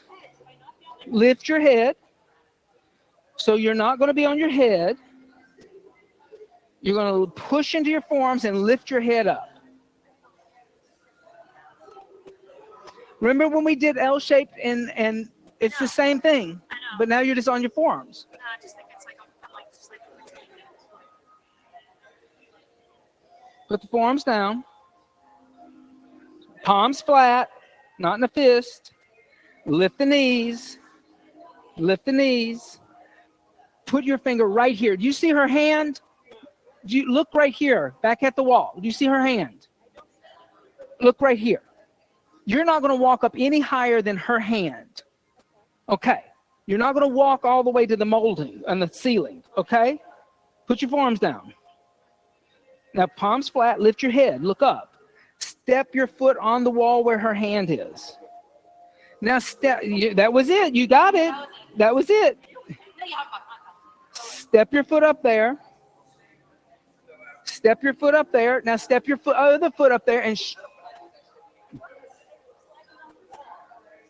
because you're not extending and you're not pushing away. You're letting yourself collapse.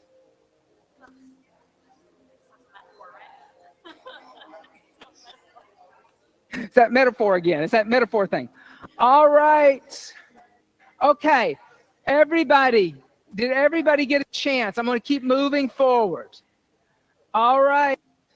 Now, it's pretty easy to kick up into the wall, but what I like about doing it this way, and instead of facing, kicking up, is this teaches you to do it with a closed hip, right? And if you turn to the wall and kick up, you're going to open the hip. Your heel will hit the wall, and you'll straighten yourself out. You'll never learn to do it in the middle of the room. If you work with it this way, you'll learn to do it in the middle. As if you're going to fall on your back. So you learn to do it with a closed hip. Any questions about that one? Forearm stand? Okay. Headstand. We do headstand all the time here. Okay. And it's probably the easier one, but we save it for last because it's on the crown of the head. So it has to do with the chakra system. Sometimes I put it in the middle of the class too.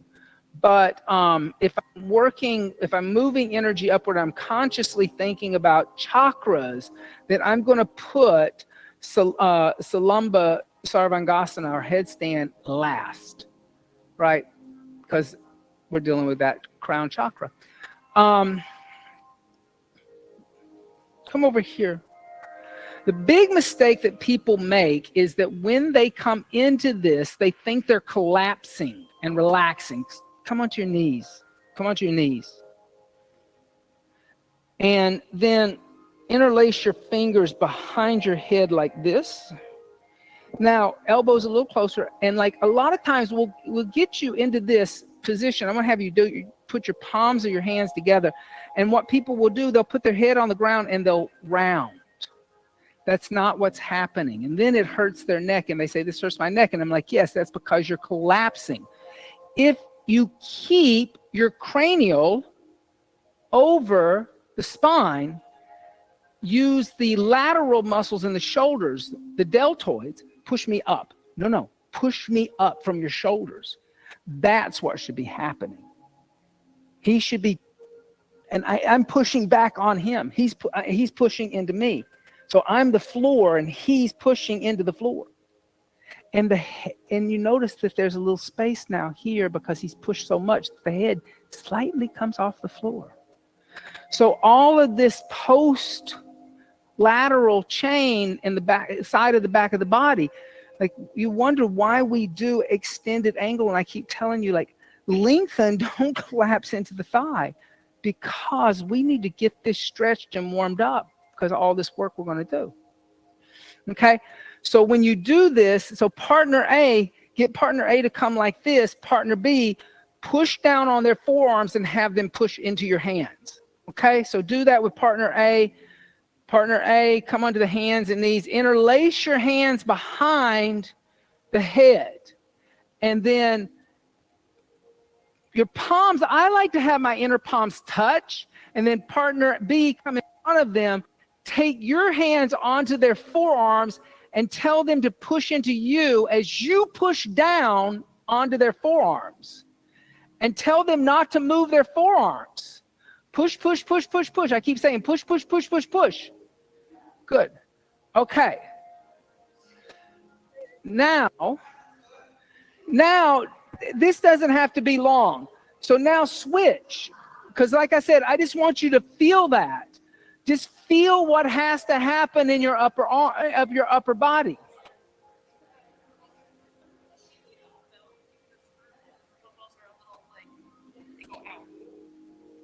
Let me see.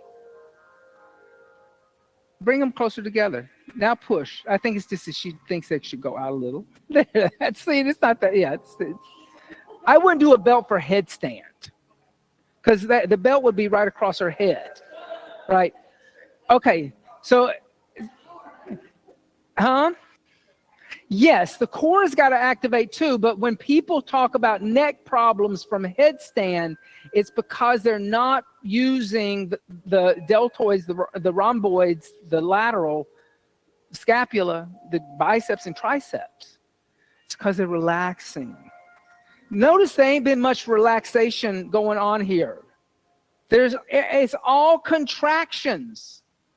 Okay. So now, did everybody switch that over? Switch that over. Let the other person do it. So here, what I want you to do though is we're going to take a blanket. You're going to unfold the blanket like this. Okay. I'm going to put the blanket away from the wall about 2 feet. Okay. I want the wall to be there so you have a little security, but you're not going to lay on the wall. You've been working too hard to lay on the wall. So put the blanket about 2 feet from the wall. Slide your forearms underneath the blanket and make a fist underneath. Take your bottom pinky finger and bring it into your palms, because if you do that, the weight of the shoulders hurts this little pinky knuckle. So that's the trick. Nobody tells you. Do that. Does everybody see that? Okay. Then when you do that, that knuckle's not going to hurt. Okay. So that one finger comes in like that. Whereas the other way, if you do that, these two baby knuckles are pressing up against each other and it hurts after about 2 minutes. It's like, just hurts. It doesn't feel good.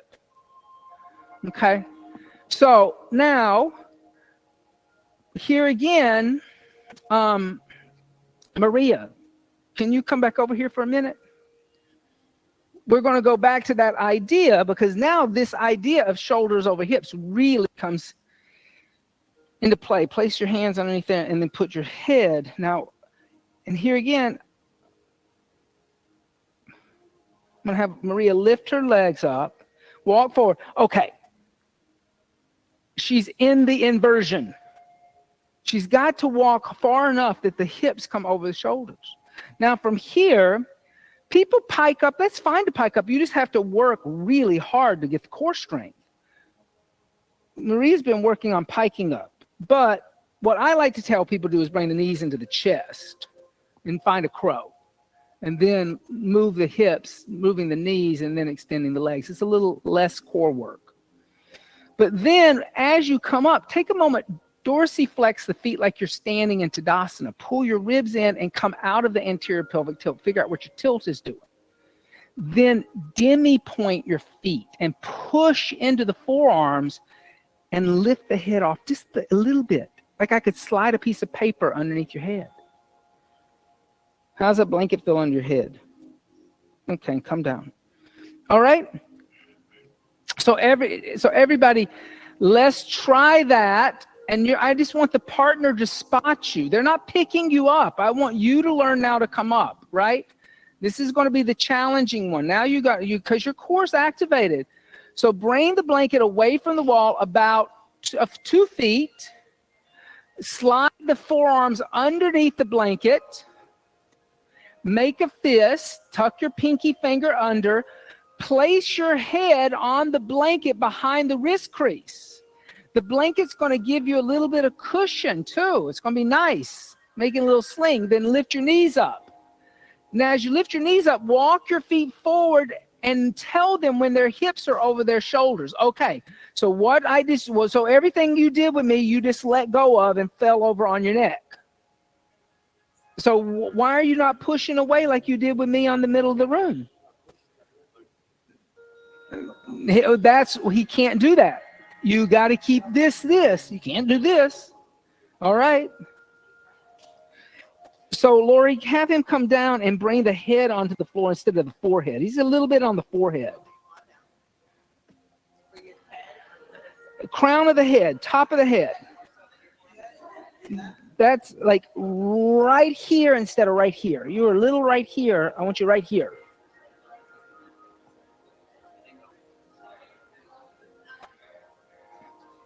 So walk forward. Walk. Do it this way. Walk. Now straighten your legs. Straighten your legs. Now bend your knees into your chest. Now bring your other foot in your chest. Bring your other foot in your chest. Move your hips. Come out of the anterior pelvic tilt. Move your knees toward the sky. Move your hips. Move your hips. Now lift your legs. Now flex your feet. Flex. Squeeze those legs together. Now pull the ribs in and push up. Don't push your butt back and don't stick your ribs out. Come out of your anterior pelvic tilt. I know that's going to be a lot of work for you. So you got to pull this in and you got to pull this up. There. There. Stay in it. Don't come down. So don't. I'm going to walk. You can kind of give her a little balance like this, kind of play back and forth.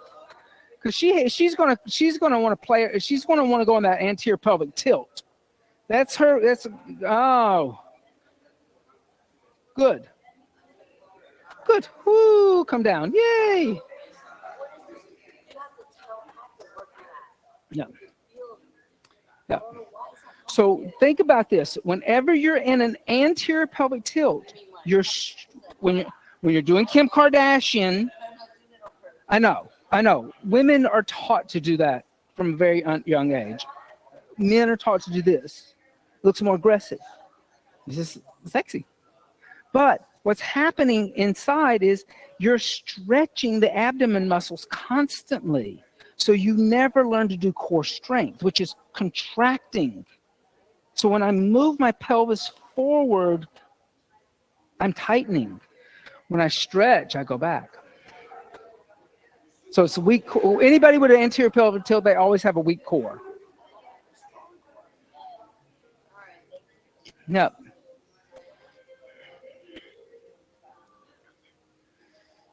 Good. So put one hand here. Just say, like, find her sacrum right there. Yep. That's going to give her some confidence where she is. Now push away. Activate the quads. Good for you. Stand to the side. Because now I can really kind of help her. Don't hold her. Help her balance. There you go. How's it going over here? You guys are great. Good. This looks good. This looks good, Ann. Tina, how you doing?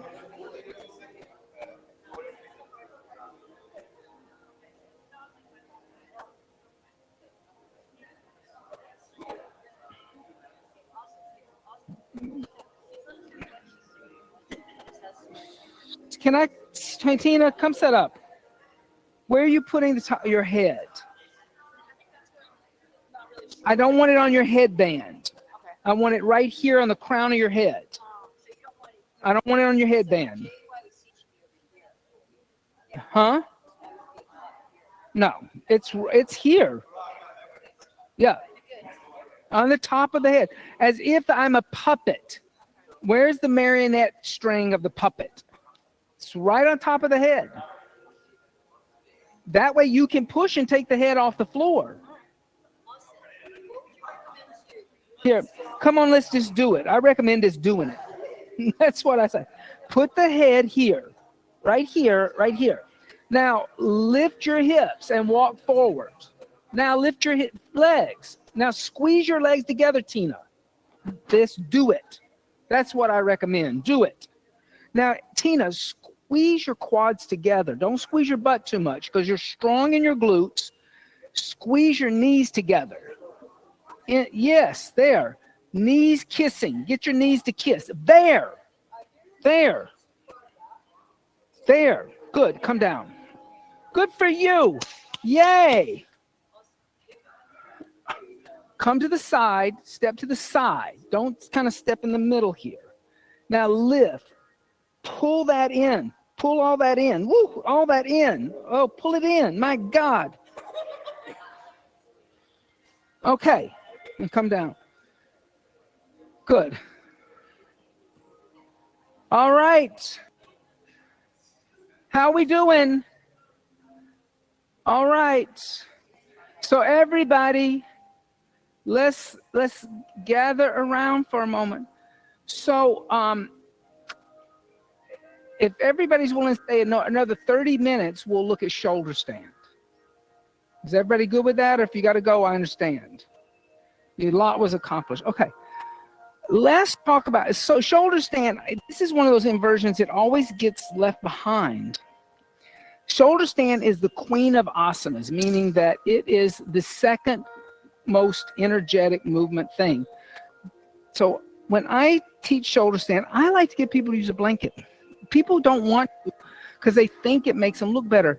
But in shoulder stand, the most vulnerable part is your cervical spine, your neck. And some people have a bony neck. And if you're pushing the floor into your neck day after day after day, it really starts to irritate. And I've known some people who develop a bump right here at the top from doing shoulder stand because they put so much pressure, they build up a callus. Okay, so I like to take a blanket, I fold it in half. I put the blanket kind of almost in the middle, and I fold the blanket over, okay? Now, let me see, who do I want to come over here? Lori, come over here. So Lori's going to put her head on the bamboo floor. Her shoulders are going to go at the rolled edge of the mat. Her feet are going to go toward the windows. Okay? And so come back into the middle of the room a little more. Now, move your hair out of the way. Your hair may be in the way. Okay. Now, slide down just a tad toward the windows. Perfect. Now, put your hands flat. Now, this is core work. Extend your legs straight. Now, lift your legs up into the air and use your core and bring your feet to the ground. Touch your, like people always want to cheat and go straight up. Don't cheat. Don't shortcut it. Why? This is important. So what I'm looking for here is her to externally rotate the shoulder. So a lot of times we'll say, bring your palms together, like make a fist. External rotation. Notice how she just lifted up. Then there is that hypermobility there. Release the hands and put the hands on your bra strap. Notice how she just moved her chest toward her chin. Jada Danda Banda, throat lock. There is a natural throat lock and shoulder stand everybody resists because it's uncomfortable. But it's part of moving that energy of Kundalini Shakti. Now, lift your legs up into the air. Now, what I should have here, just because of those shoulder movements, is I should have ankle, knee, hip, shoulder alignment. And it was from what she did with her hands. If I would have just let her throw her legs up in the air and like immediately shoot up like she was a bottle rocket, she would be in a C shape. Now, when you come out of this, because we usually do halasana again. So come into halasana, right? Notice what's happening in halasana. The feet are going, the chest is going back into Jada Danda Bandha. But then we usually do Karnapidasana, ear pressure. So that is a deep Jada Danda Bandha. And it's not comfortable. It's not meant to be comfortable. Nobody said it should be cushy. This is hard. It's uncomfortable because you're locking up this chakra and you're about to let it explode with energy. Then put the hands down and then come out of it. And as you come out of it, then this energetic that you're moving upward, the idea is that we lift up, we take the mat away. And what I would suggest doing is, Lori, put this in between your scapula, this block. I'm going to let you do it. Put it between your scapula on that second, not crossways, long ways. Find that sweet spot and let your head go back. So now all that energy that you've locked has just rushed into the third eye. That's why you do this. And it's not about sitting on your hands, right? When you sit on your hands, you can't open your throat like that. So if we're just talking about throat chakra and chakra energy, that's what's happening here. That's how you get that energy to move. Now, I think everybody can do this one without a spot, okay? So everybody go to your mat, take the blanket, and everybody come, and you can have your head toward the center of the room. You may have to move the blankets or something. Thank you. And then fold the mat over the mat over the blankie. Lay down on your back with the shoulder at the rolled edge. And your fringe is going to go toward the feet. So let me see what's going on here. Okay, so we're going to do it like that. Quarter. It's as wide as your shoulders. Like that. Okay. Then lay down, and your head is going to be on the bamboo floor. So Tina, move your head, the back of your skull, onto the floor. And you may be too close to the wall because you can't straighten your legs. So move into the middle of the room just a little bit. Okay. Now, put your hands on the floor next to your hips. Okay. Palms are flat. Press down in that floor. Now, lift your legs up into the air and contract your abdomen muscles and take your toes to the floor behind your head. Then clasp your hands together in a fist and get your elbows closer together. Now, release your palms with your palms facing up toward the ceiling. Then bend your elbows and put your hands on your bra strap or your bro strap. So in other words, your rib cage, not the waistband of your yoga pants, your ribs. Now lift your legs up in the air, and here you can pike. As you pike, pull your belly button in and squeeze at the bottom of your glute muscles and move your toes over the hips. Now, what should you see? How do you know if you're in alignment? If you can see the top of your foot fully, you're in a C shape. If you can only see your toenails, you're in an ankle, knee. You see how I'm pushing into your sacrum? I'm going to bring you out of that anterior pelvic tilt. Right, bring this elbow on here. There. That's better. Now move your hips toward the middle of the room. In other words, squeeze your glutes. Squeeze, don't relax them. Yes. I don't get too fussy about the hands, mainly because the hands depend on what their shoulders are doing. If they have tight shoulders, like a frozen shoulder, their hand may do something else. With Elizabeth, I wouldn't mind seeing the hands up a little bit higher on the ribs. Yeah. Okay. Now from here, flex your feet and let your toes come to the floor behind your head. Yep. Then clasp your hands together in a fist or hold onto your yoga mat. That's also an option if you have tight shoulders. Yep. Now try to move your hips a little toward your chin. Then bend your knees and bring your knees alongside your ears. Maybe reach back, hold onto your knee joint. Like making yourself into a little disco ball. Yeah. You gotta come back more into it. Then put your hands on the floor away from the shoulders and slowly come down. Feet down, all the way down. Don't cheat. Don't cheat. All the way down. There, don't roll. Don't roll. Put your hands on your back, Bo. Now lift your hips. He's big. Wait.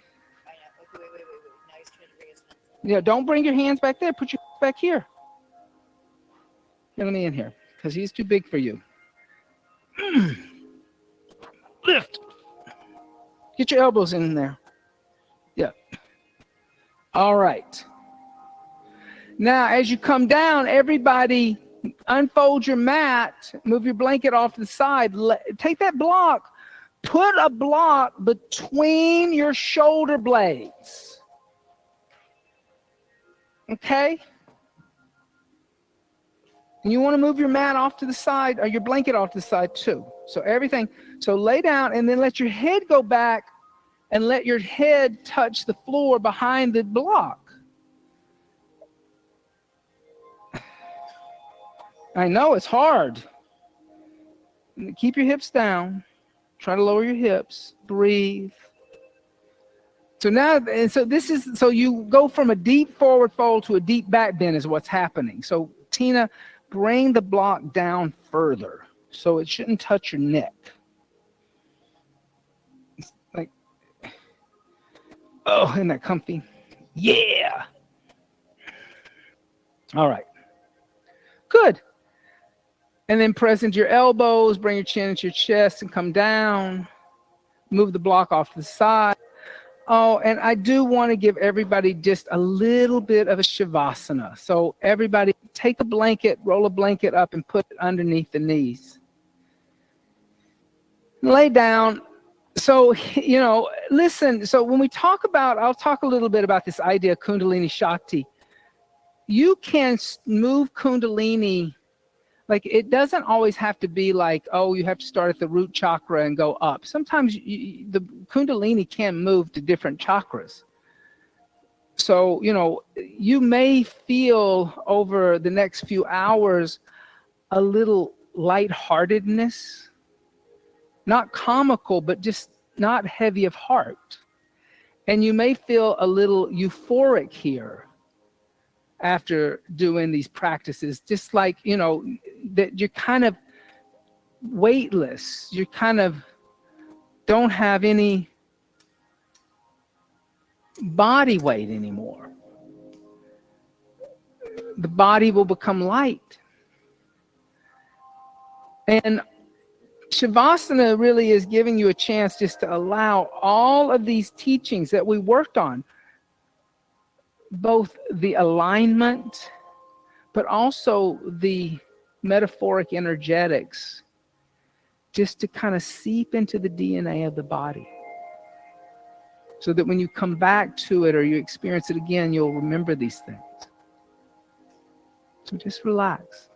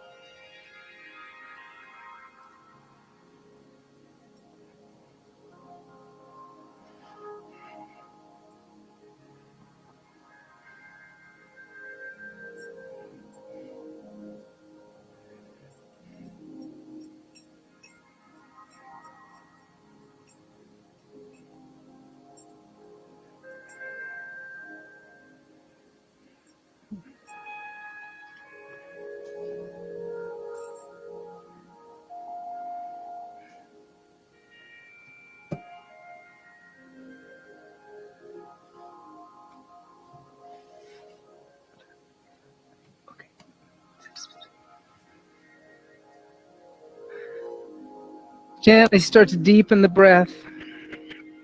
And as you deepen the breath, make small movements with the fingers and the toes.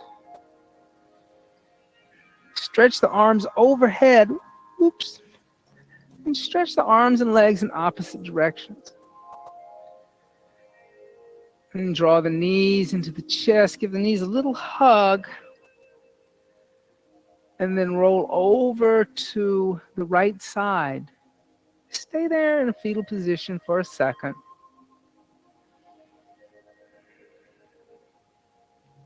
And pressing the left palm into the earth, lift the torso up and come up to a seated position. And just set up nice and tall, close the eyes. And we'll do 2 inhales and exhales, and then we'll chant Om together. So take a deep breath in. Exhale everything out. Do that again. And exhale everything out. Then inhale and chant Om.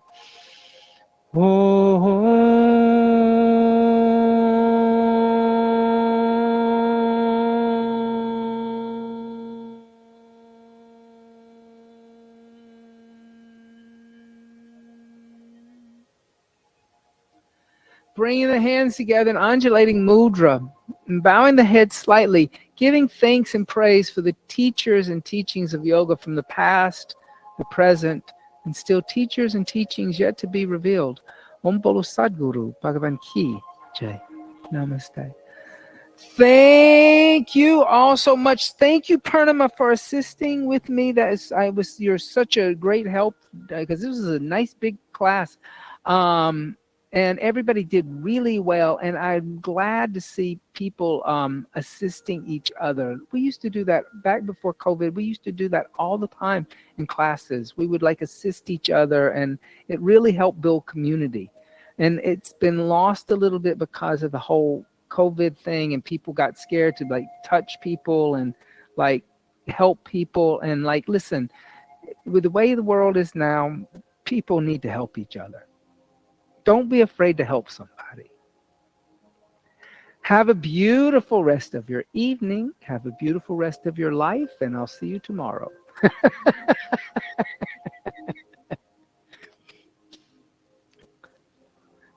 Yes. Oh, next, for those of you who are interested, Rama is coming from Bengal. I have never met Rama. His partner is Parvati Ma, who's rather famous. She will be here. She is not conducting this workshop. He is going to do a Ganesha mantra initiation. It's going to be 2 days of learning to chant mantra. It's not going to be asana. It's all going to be a different type of sadhana altogether. And then at the end of day 2, he's going to do Ganesha Homa, which is fire ceremony. And like I said, Ma Parvati, she's doing some stuff down in Asbury Park and in Brooklyn. Her followers told her about us and said, oh, you should check these guys out. So they reached out to us and said, Ram would like to do a workshop. So check that out. I'm going to be there for that. I think, and I know her from seeing her at Omega Institute at Ecstatic Chant a few years ago. And she's supposedly the modern Ni Karoli Baba. That's what people are saying, that she's like this intense bhakti sadhu who, she's got long dreadlocks, and she has a gourd that has one string, and she plucks it and she spins around singing. And that's all she does. She chants and she feeds the poor. She does 2 things. She feeds the poor and she chants mantra. So and we're really we at this center, we tend to attract really people who have very deep, profound sadhanas. And it's good to see people traveling again, because that also stopped after COVID. People from India stopped coming to us, and they heard about us, but they didn't come because of COVID. So check that out on the website. They do want you to fill out a registration form, and they want to approve people who are coming, because they want to let you know that You're not coming to a Vedantic lecture, nor are you coming to an asana class. That you're coming and chanting mantra for like 8 hours a day. It should be intense. I mean, I've never even done that. So I'm like looking forward to it because I've never sat just with a mantra for 16 hours straight. Okay? Be loved, be vegan. That's at the end of May. It's the weekend after Labor Day or Memorial Day. Is it what's comes first? I never can remember. I'm always like the first summer holiday. Thank you. I'm so glad you came.